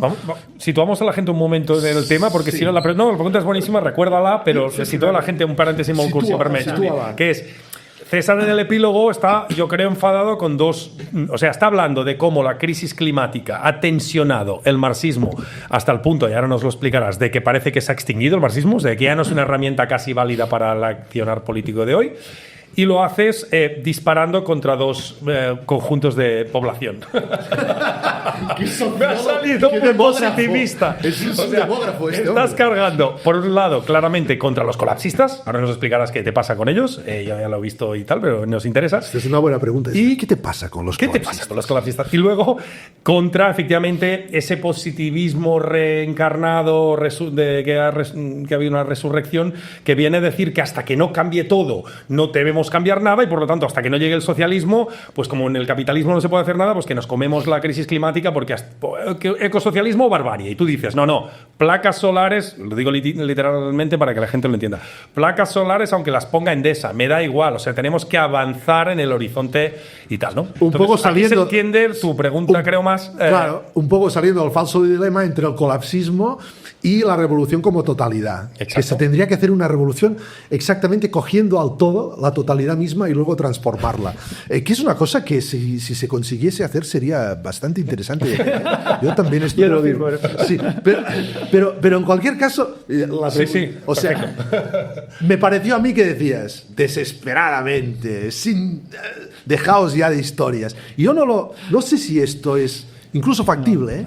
Es tan sumamente pragmático, César, tu epílogo, y es tan bueno. Yo quiero decir que Tan está praxeológico. Deja de empezar con hacer la pelota que dices. Sí, tú. vamos a hacer la pelota. Ya No, está. o sea, está Mira, no te súper falta bien que contestes, ya te hacemos es la un pelota. epílogo, ya ves que somos muy caóticos. Es un epílogo increíble. Yo te dije cuando me lo pasaste que es de lo mejor que te he leído, porque creo, sinceramente, que toda la gente que hemos leído mucho a Marx tenemos la cabeza formateada tan mal que solo somos buenos cuando rajamos. O sea, eso se lo ve a todo el mundo que escribe dar. Dices, hostia, yo haciendo cosas mucho más modestas y más malas, pero también he visto un poco de luz de algo bien escrito cuando estaba muy enfadado. Y entonces tú en este blog estás muy enfadado, escribes brutal, tío. Hay imágenes, metáforas, puedo leerlas, aquí las tengo todas subrayadas, ¿eh?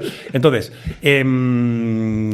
sí, como la pregunta, o sea, ¿cómo puedes definir tu enfado en relación a estos dos colectivos? ¿Qué te pasa? Y sobre todo empezando a lo mejor por el tema de por qué se ha extinguido desde tu punto de vista tan polémico el marxismo como herramienta para cambiar la realidad de hoy. Sí, a ver, yo lo primero que creo que tenemos que tener claro, que lo tenemos claro todo el mundo, pero creo que a veces se nos olvida, es que la crisis ecológica no es una crisis más. No es una crisis más. Yo creo que muchas veces es algo tan grande que tendemos a reinterpretarlo inconscientemente como si fuera una crisis económica, una pandemia, ¿no? Es otra cosa. Es otra cosa que, efectivamente... Jorge Riesman lo suele decir así, ¿no? Que es un gran reto, la gran prueba, pues seguramente la mayor amenaza a la que se ha enfrentado la humanidad en toda su historia. Para poner un ejemplo de cómo explicas esto en el epílogo, el deterioro medioambiental se parece mucho más a una enfermedad degenerativa que a un infarto. Es un proceso rápido y convulso desde una perspectiva geológica, pero lento y progresivo para la mirada humana, ¿no? Claro, ¿no? Y que amenaza efectivamente, seguramente no la especie humana, alguien sobrevivirá, pero sí la civilización tal y como la conocemos. Entonces, si no tenemos en cuenta que es una amenaza que frente a la cual no tenemos ejemplos en el pasado, ¿no? Bueno, pues tal vez la Segunda Guerra Mundial, ¿no? Y la amenaza de hornos crematorios globales, ¿no? Algo así, pues más todavía, ¿verdad? Y yo creo que eso nos cuesta mucho asimilarlo, o sea, lo asimilamos teóricamente, pero no acabamos de entenderlo eso desde el punto de vista de los afectos. Y yo creo que eso al marxismo le ha pillado muy descolocado, muy a contrapié, porque estamos, yo creo, muy acostumbrados a ser nosotros los de la larga duración, claro, los de las explicaciones estructurales, ¿no? De repente nos adelantan por la izquierda unos tipos que nos hablan de eones, ya no de cientos de años, ya no de siglos, sino de miles de años, ¿no? Y de dinámicas que en términos históricos están pasando en segundos, en términos geológicos están pasando en segundos. Claro. 20, 30 años en términos geológicos son décimas de segundo, ¿verdad? Y entonces tenemos décimas de segundo geológicas para tratar de revertir la catástrofe. Yo creo que eso es algo que al marxismo le ha dejado completamente a contrapié. Por eso, ¿no? Toda esa polémica un poco absurda sobre no, es un capitaloceno, ¿no? Que yo creo que no lleva a ningún sentido, pero es un poco como intentar decir, no, que en el fondo nosotros seguimos teniendo las herramientas conceptuales, estructurales. Eso en términos teóricos no es muy importante, ¿no? Yo creo que está bien señalar efectivamente la complicidad del capitalismo en esta crisis, como ¿no? Todas las estructuras de producción capitalistas están completamente insertas en la crisis ecológica global, pero en términos prácticos puede ser muy paralizante, ¿no? Cuando hablo de la extinción del marxismo quiere decir eso, ¿no? Como que nos han adelantado, y lo que me preocupa es que en términos prácticos es muy paralizante, porque en el momento en que señalas al capitalismo como culpable de la crisis ecosocial, parece querer decir eso, que si no acabas con el capitalismo, pues entonces no puedes, hasta que no acabes con el capitalismo no puedes hacer nada para paliar la crisis social, o peor aún, ¿no? Que si haces algo que beneficie alguna forma de capitalismo, aunque palie la crisis ecosocial, es completamente ilegítimo e inadmisible. Es una vieja contradicción, pues yo no sé, como he tenido mucho trato con sindicalistas, pues siempre lo he vivido, ¿no? O sea, pues reforma, revolución. Claro, a mí yo me recuerdo cuando yo tenía 16 años y era muchísimo más dogmático aún que ahora. Un sindicalista me decía, mira, es que no has entendido nada de lo que es el trabajo sindical. El trabajo sindical pues es una cosa muy de andar por casa, que tiene que ver, bueno, pues con que la gente no se mate en un accidente laboral, que a lo mejor te parecerá poca cosa a ti, que aspiras a transformarlo todo, pero para el que no se muere, pues tiene su importancia, ¿no? A que gane 50 euros más al mes y así pueda pagar el alquiler. Y me lo dijo con bastante más gracejo y amabilidad, pero el subtexto era ese, ¿no? Es un viejo dilema, pero que ahora tiene consecuencias terribles. Y yo veo que una parte importante de las tradiciones socialistas, marxistas, están muy enfocadas por una parte en ese tipo de diagnósticos, muy de impugnación de la totalidad, que ya insisto, en términos históricos no me parecen mal, pero que han tenido como correlato pues una crítica de aquellas posiciones que intentaban pues aprovechar las oportunidades que hay para paliar sobre todo la crisis climática. No aerogeneradores, no placas solares, no parques tal, no en mi terreno, no el tal, ¿no? Yo creo que esto se ha retroalimentado con muchas cosas diferentes. Por ejemplo, pues que en el ecologismo, por ejemplo, en concreto en el ecologismo español, esto lo explica muy bien Emilio Santiago Muiño, ¿no? Hay como toda una tradición libertaria, anarquista, ¿no? Muy potente, que ha sido muy fructífera en muchos momentos, pero que hace que pues los proyectos más institucionales o más de construcción a gran escala pues se han visto con mucho rechazo. Claro. Tiene que ver también con un momento muy complicado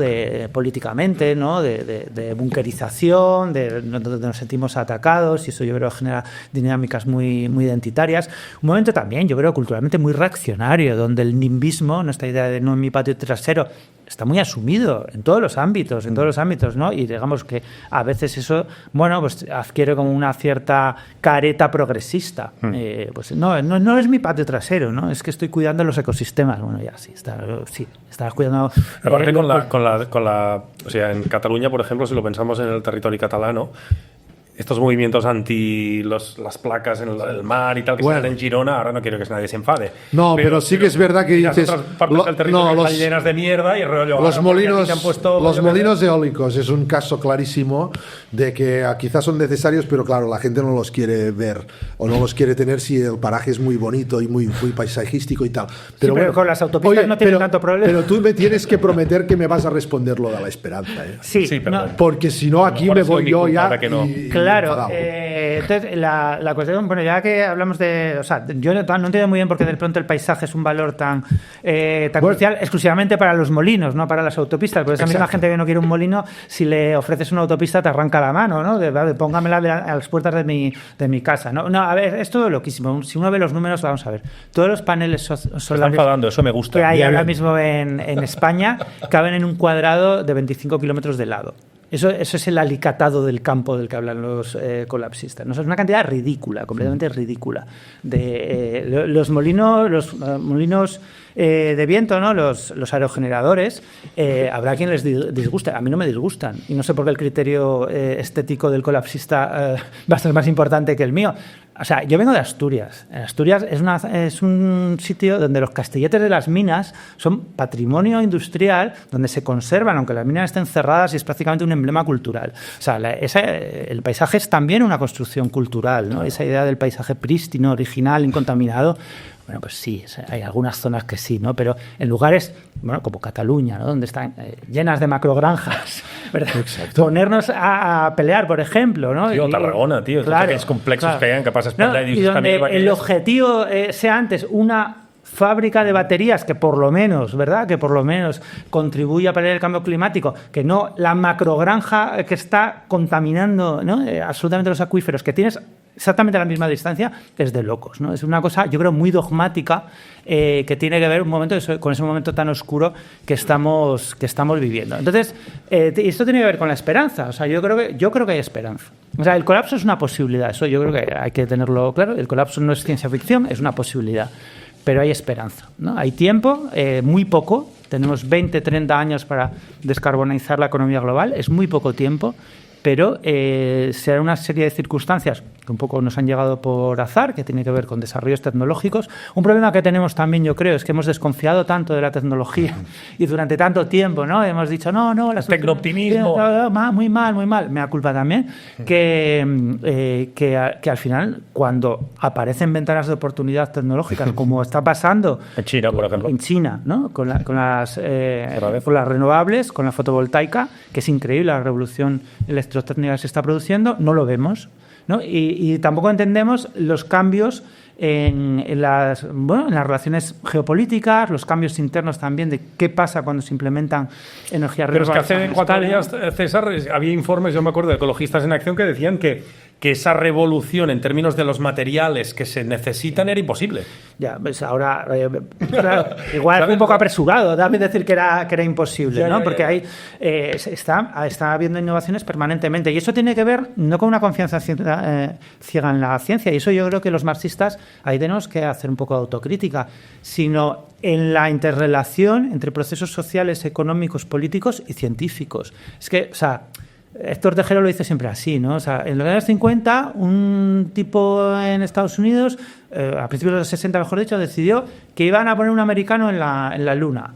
Invirtieron en lo que hiciera falta y en el 60 y pico había un tipo en la Luna, ¿no? Quiere decir que hay escalas que requieren la suficiente determinación política, la suficiente inversión, y ahí se producen retroalimentaciones a veces inimaginables. Y yo creo que es lo que está pasando ahora, ¿no? Se hacían proyecciones, primero sobre, por ejemplo, sobre el pico oil. También han fallado las predicciones ecologistas estrepitosamente, pues porque no se consideraba posible que ciertos aprovechamientos, ¿no?, del petróleo iban a ser rentables. Ahora sabemos. Pero el anticapitalista tiene razón al menos en decir que muchos avances tecnológicos que son espectaculares, como rigen una lógica que es la del beneficio empresarial, pero a niveles extraordinarios y desorbitados, quizá no se va a investigar en lo que realmente sería más necesario. Que no te hemos preguntado. Absolutamente. Yo creo que la cuestión es esta. O sea, que estamos en un momento en el que si la alternativa es un electrocapitalismo dominado, ¿no?, por un país autoritario como China, donde todo electricidad sin soviets, donde todo siga igual, pero no con todas las clases de relaciones de dominación, un panorama político horrible, capitalismo, beneficios a gran escala de las energéticas y tal, pero descarbonizado, sin duda deberíamos apoyarlos, porque si la alternativa es una descarbonización tras el colapso y la aniquilación y el genocidio, ¿no? Eso es el soviet de la fosa común. Aquí está la tesis polémica. Es el soviet de la fosa común. El soviet de la fosa común está en el libro también. Vale. Yo quiero decir una cosa que es que, vale, porque yo aquí sí te tengo que apretar, porque si no me van a apretar a mí por no hacerlo. No, es broma. Pero, a ver, esta simplificación de las polaridades omite que es posible generar imaginarios donde, por ejemplo, el proceso de descarbonización y electrificación se puede hacer con criterios, yo qué sé, ya no digo sociales y cooperativos, pero sí con una inversión pública, que tenemos que a la vez y de la mano defender que esa electrificación venga o de lo público o de lo comunitario, que en la transición tendremos que aprovechar lo que haya. Yo me quedo con ese sentir de tu no podemos estar siendo tampoco los más puristas ahora, pero joder, tenemos que ir a batallar que esa transición se dé con criterios públicos, con criterios cooperativos, con criterios y además tenemos ciertos referentes y referentes de escala, porque si no, Y por eso te decía que creo que un referente aquí es la idea de reformas radicales de Gors, ¿no? Es decir, claro que sí, reformistas, porque no tenemos tiempo de... A lo mejor no llegamos, lo que dices tú, no hemos hecho la revolución en 200 años, dice también, a lo mejor no podemos hacerla en 20, pero sí tenemos que cambiar algo muy profundo en 20, vale. Pero aprovechemos que esas reformas sean una palanca para colocar ese modelo de relaciones sociales y de producción que necesitamos, porque si no, yo intuyo, a lo mejor me equivoco, pero intuyo que es que al final el desarrollo del capitalismo verde, aunque sea un poco de esperanza, a lo mejor acaba también en un soviet, o sea, en una fosa común, porque las empresas estas... Pero sin soviet, es decir, sin electricidad, sin soviet, solo fosa común, este es el final, ¿sabes? Entonces es una comparación, una dialéctica que tú construyes que literariamente funciona mucho y es provocativa y es dura, pero joder, creo que tú eres consciente de que hay un camino del medio que debemos intentar recorrer, porque si no, es que es me pongo a comprar acciones de Endesa y le tiro una moneda a la fuente y digo, bueno, pues ya está, pues eso es lo que tenemos tiempo de hacer. No, sí, totalmente. Sí, precisamente mi enfado surge de ahí. O sea, que ha habido, pero es que muy cerca, o sea, Bildu tenía un plan increíble precisamente para impulsar pues todo un proyecto de aerogeneradores offshore, creando un fondo soberano muy parecido al que Noruega, un diseño parecido al que Noruega tiene con el petróleo. Ajá. Y todas las críticas que recibió era de sus propias bases y de su izquierda. Y de su izquierda. Quiere decir que cuando se ha planteado la idea del Green New Deal, por ejemplo, ¿no? Como precisamente eso, ¿no? Vamos a crear una alternativa progresista que sepa que la partida que tenemos que jugar, la tenemos que jugar con las peores cartas posibles, pero aún así la vamos a jugar del lado social, del lado comunitario, del lado anticapitalista, de la mejor manera que sepamos. Cuando ha pasado eso, todas las críticas han llegado del lado marxista más coherente, porque eso es una forma también de capitalismo verde, no sé qué. Y claro, ¿no? A mí yo no sé cuántas veces me han dicho que me he vendido al capitalismo verde. Bueno, pues mejor venderse al capitalismo verde que regalárselo al capital marrón. Pero estás cobrando algún tipo de dividendo o algo del capitalismo. Soros ha perdido mi número de cuenta, pero llegará. No, pero mejor vendérselo al capitalismo verde. Se ve que te han tirado mierda porque estás enfadado. Eso es lo que decía, que al final... Pero el argumento se sostiene al margen de los enfados. Yo también me enfado mucho. Al final enfadarse no está mal. Enfadarse está bien cuando toca enfadarse. Aristóteles es básico, ¿eh? Es decir, hay momentos donde la indignación y el enfado es oportuno y es sensato, y hay momentos en los que no. Por ejemplo, hay gente que está permanentemente enfadada. Desconfía, porque claro, han perdido todo. Es un agobio de vida, además. No, lo digo porque retóricamente es muy potente, porque tú estás permanentemente enfadado porque vas a encontrar que cualquier atisbo de posible solución en un problema, como no es el pack entero, entonces es una traición. Supongo que desde un punto de vista argumentativo, en según qué contextos, funciona. Es una muy buena carta, pero vamos, desde el punto de vista praxeológico es un poco problemático. Total. Sí. Qué buen resumen, joder. No sé, perdona. Gracias, Pau. Gracias, Pau. Es que, fíjate, también nos decimos cosas bonitas entre nosotros. Pau es un tío extraordinario. Porque como, y estamos ahí... Como lo preparamos a última hora, como has visto, y no sabemos qué tiene que preguntar cada uno, pues al final intentas reforzar, porque si no, bueno... No, yo me lo he pasado bien leyendo lo que he podido leer. Y voy a leer más, Yo había hecho más los deberes esta vez. Depende de los días, porque yo soy un fan de hacer... No, el del tema de la transición tiene, yo creo que se mezcla por un lado la urgencia con la aparición, como de pronto, de una ventana de oportunidad y completamente inesperada. O sea, acordaos que es que nosotros éramos el país del impuesto al sol, o sea, éramos como los últimos, ¿no?, de la transición energética, el último lugar donde parecía que podía haber una transición energética, y de pronto estamos, si no liderando, ¿no?, pero como en posiciones, yo creo, muy destacadas de los procesos de electrificación. Y liderando no. No, liderando no. Liderando en Europa. Claro, o sea, porque la escala de liderazgo. La escala es absurda. Pero sí, decía alguien de Corriente Cálida el otro día, ¿no? Yo me he hartado de leer estadísticas en las que siempre es China más que el resto de países del mundo juntos, ¿no? O sea, siempre, lo que sea así y todas así. Dos familias así y una cara. En lo que sea es China más que el resto del mundo juntos.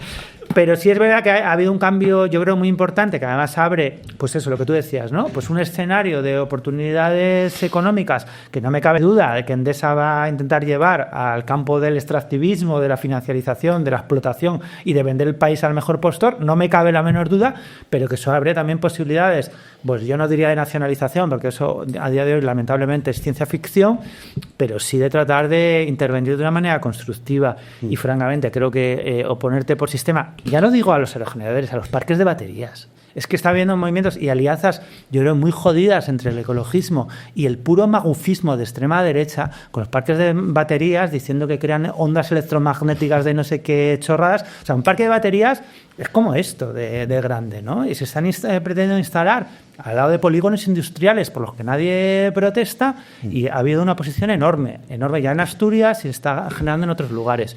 Sin parques de baterías, pues los procesos de electrificación son prácticamente imposibles. Es una evolución absolutamente necesaria. Entonces yo creo que tenemos que encontrar justamente lo que tú decías, ¿no? La manera de hacer intervenciones responsables, pero también progresistas, emancipadoras y constructivas. Y yo creo que ahí no estamos haciendo muy buen papel, ¿no? Desde el campo más antagonista, la verdad. Súper, yo quería llegar aquí, creo que lo hemos podido explicar, la posición de... ¿No? ¿O qué? Bueno, vamos bien. Vamos. Lo voy a decir así. Estamos fantástico. No sé si es el momento del test. Sí, pero no lo hemos... dijimos que lo haríamos. Vamos a hacerlo un poco como las preguntas que nos acordamos. ¿Ah, sí? Tú no sé si has visto alguno de estos programas. Vi un trozo del de David, ¿no? Del de David. Vale, al final... a ver, puedo buscar el test en el móvil. Luego lo editamos preguntas. esto. Pausa. Sí. Ahora le diríamos a Biel que ponga un pito de estos y así busco las preguntas. Va. Vale, mira, la primera es, si pudieses enviar una nota de voz de 5 segundos a la humanidad del futuro, ¿qué le dirías? Lo de Brecht, lo de que disculpadnos por vernos tan enfadados, no los juzguéis duramente por haber estado tan enfadados y ser tan agrios. Ok, la segunda. A ver, Bueno, esta no tiene mucho sentido en el caso de César. La tercera. puedes vivir 24 horas en otra vida. ¿Qué trabajo escogerías solo para poderlo explicar después? O sea, ¿qué oficio, trabajo, qué harías? Qué buena.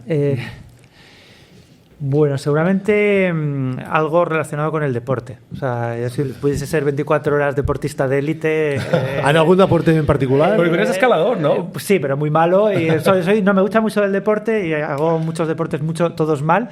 Pero sí, posiblemente ser escalador de élite 24 horas, o alpinista de élite 24 horas, sí, me gustaría. Súper alpinista. La montaña es guay. Si existiese un haters club sobre ti, ¿qué eslogan crees que llevarían en la camiseta? En este caso no es tan descabellado pensar que como club no, pero algunos haters tienes. Entonces, ¿qué crees que pondría en la camiseta un club de haters tuyo?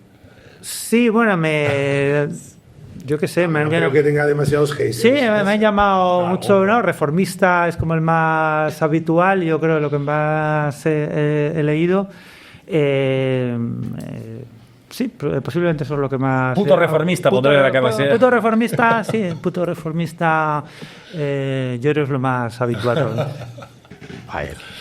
A ver, tu excusa estrella para salir, para escaparte de una fiesta de mierda, te estás aburriendo mucho, y la excusa estrella que siempre das. Si es que te ha pasado esto de que te aburres de una fiesta. Sí, mis hijos. Claro. Sí, Los hijos. tengo que el cuidador Es una carta ganadora. Sí, no, sí, es lo que es. Si tuvieses que hacer un discurso de odio de 30 segundos contra un objeto, ¿qué objeto escogerías? Joder, es que me la ha robado. Sabéis que Adorno en Mínima Moralia tiene... está lleno de odio hacia toda clase de objetos que se encontró en Estados Unidos cuando viajó ahí, y odiaba casi todo, ¿no? Los carritos de golf, el bidet, los aviones, las cartas de felicitación de cumpleaños, todo lo odiaba, todo. La vida dañada, estaba casi todo pillado. Yo odio, bueno, además de cosas así como más moralizantes, tipo los todoterrenos, ¿no? Porque los odio muchísimo, pero odio el autotune, no lo puedo soportar. No lo soporto. O sea, la música que tiene, además eso es un problema porque mis hijos solo escuchan... Claro, eso te iba a decir. Mis 3 hijos solo escuchan básicamente música urbana, toda con autotune, absolutamente toda. Y yo no lo puedo soportar, nunca lo he podido y no me hagas No te da ganas de cambiar. No te da ganas de cambiar. El autotune fuera. Venga, que nos quedan pocas. Uy, que se me ha ido. A ver, que se me ha ido para arriba, perdón. ¿Qué personaje histórico...? Que me tocaba a mí. Perdón. Pues A ver. Té una manera de parlar-me, el tio. No, yo quiero mucho a mí. A ver, no, es que ya... ¿Qué personaje aquí? ¿Qué personaje histórico? Hombre, es que esta es muy buena. ¿Qué personaje histórico elegirías como compañero o compañera de piso? Pues creo que Durruti.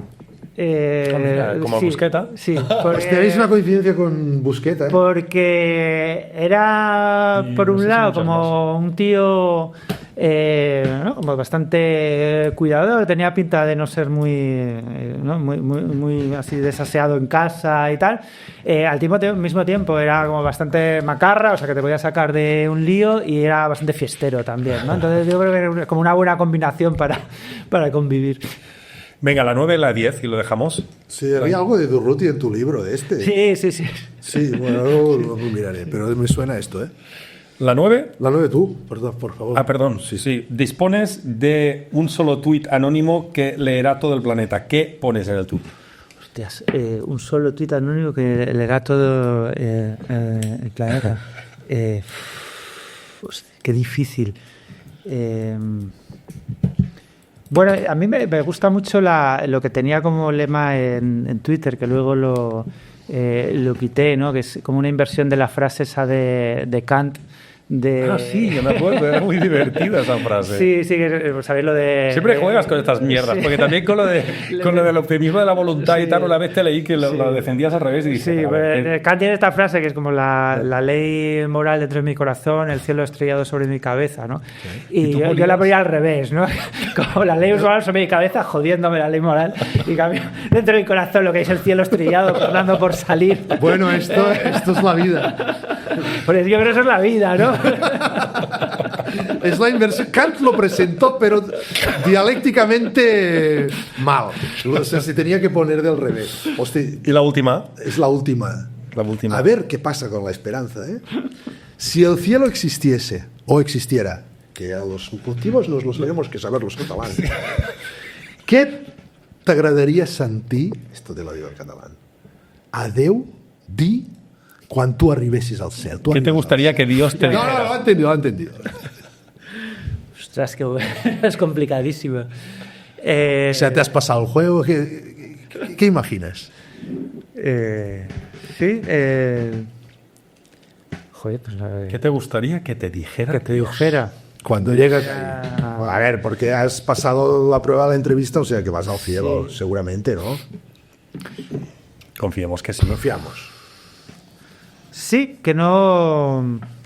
Bueno, al final yo recuerdo la jubilación de un compañero en mi trabajo anterior, que le pidieron que dijera unas palabras, no tenía nada preparado, y lo único que se le ocurrió decir fue algo que me pareció súper lúcido, que era: espero no haber sido muy mal compañero y haber ayudado a la gente cuando podía. Y me pareció como un buen resumen, ¿no? de lo que uno puede aspirar después de 30 años de sinsabores laborales llenos de miserias por todas partes. Un buen resumen de algo modesto pero factible. Bueno. Y yo creo que si Dios me dijera algo así, bueno, pues no ni tan mal. Pues claro que sí. Muy bien. César, muchas gracias. El especialista en agradecer es Uri. No. Tú sí que últimamente lo estás haciendo muy bien, Pau, yo pero en ese sentido lo hago mucho peor. Yo en nombre de todos, y en nombre de todos, nos lo pasamos todos muy bien, pero es que además te queremos agradecer la paciencia que has tenido respondiendo a las preguntas, esto lo primero, el buen sentido, el buen humor y bueno, y lo interesante que ha sido todo. O sea que muchas gracias y ahora vamos a aplaudirte. Muchas gracias.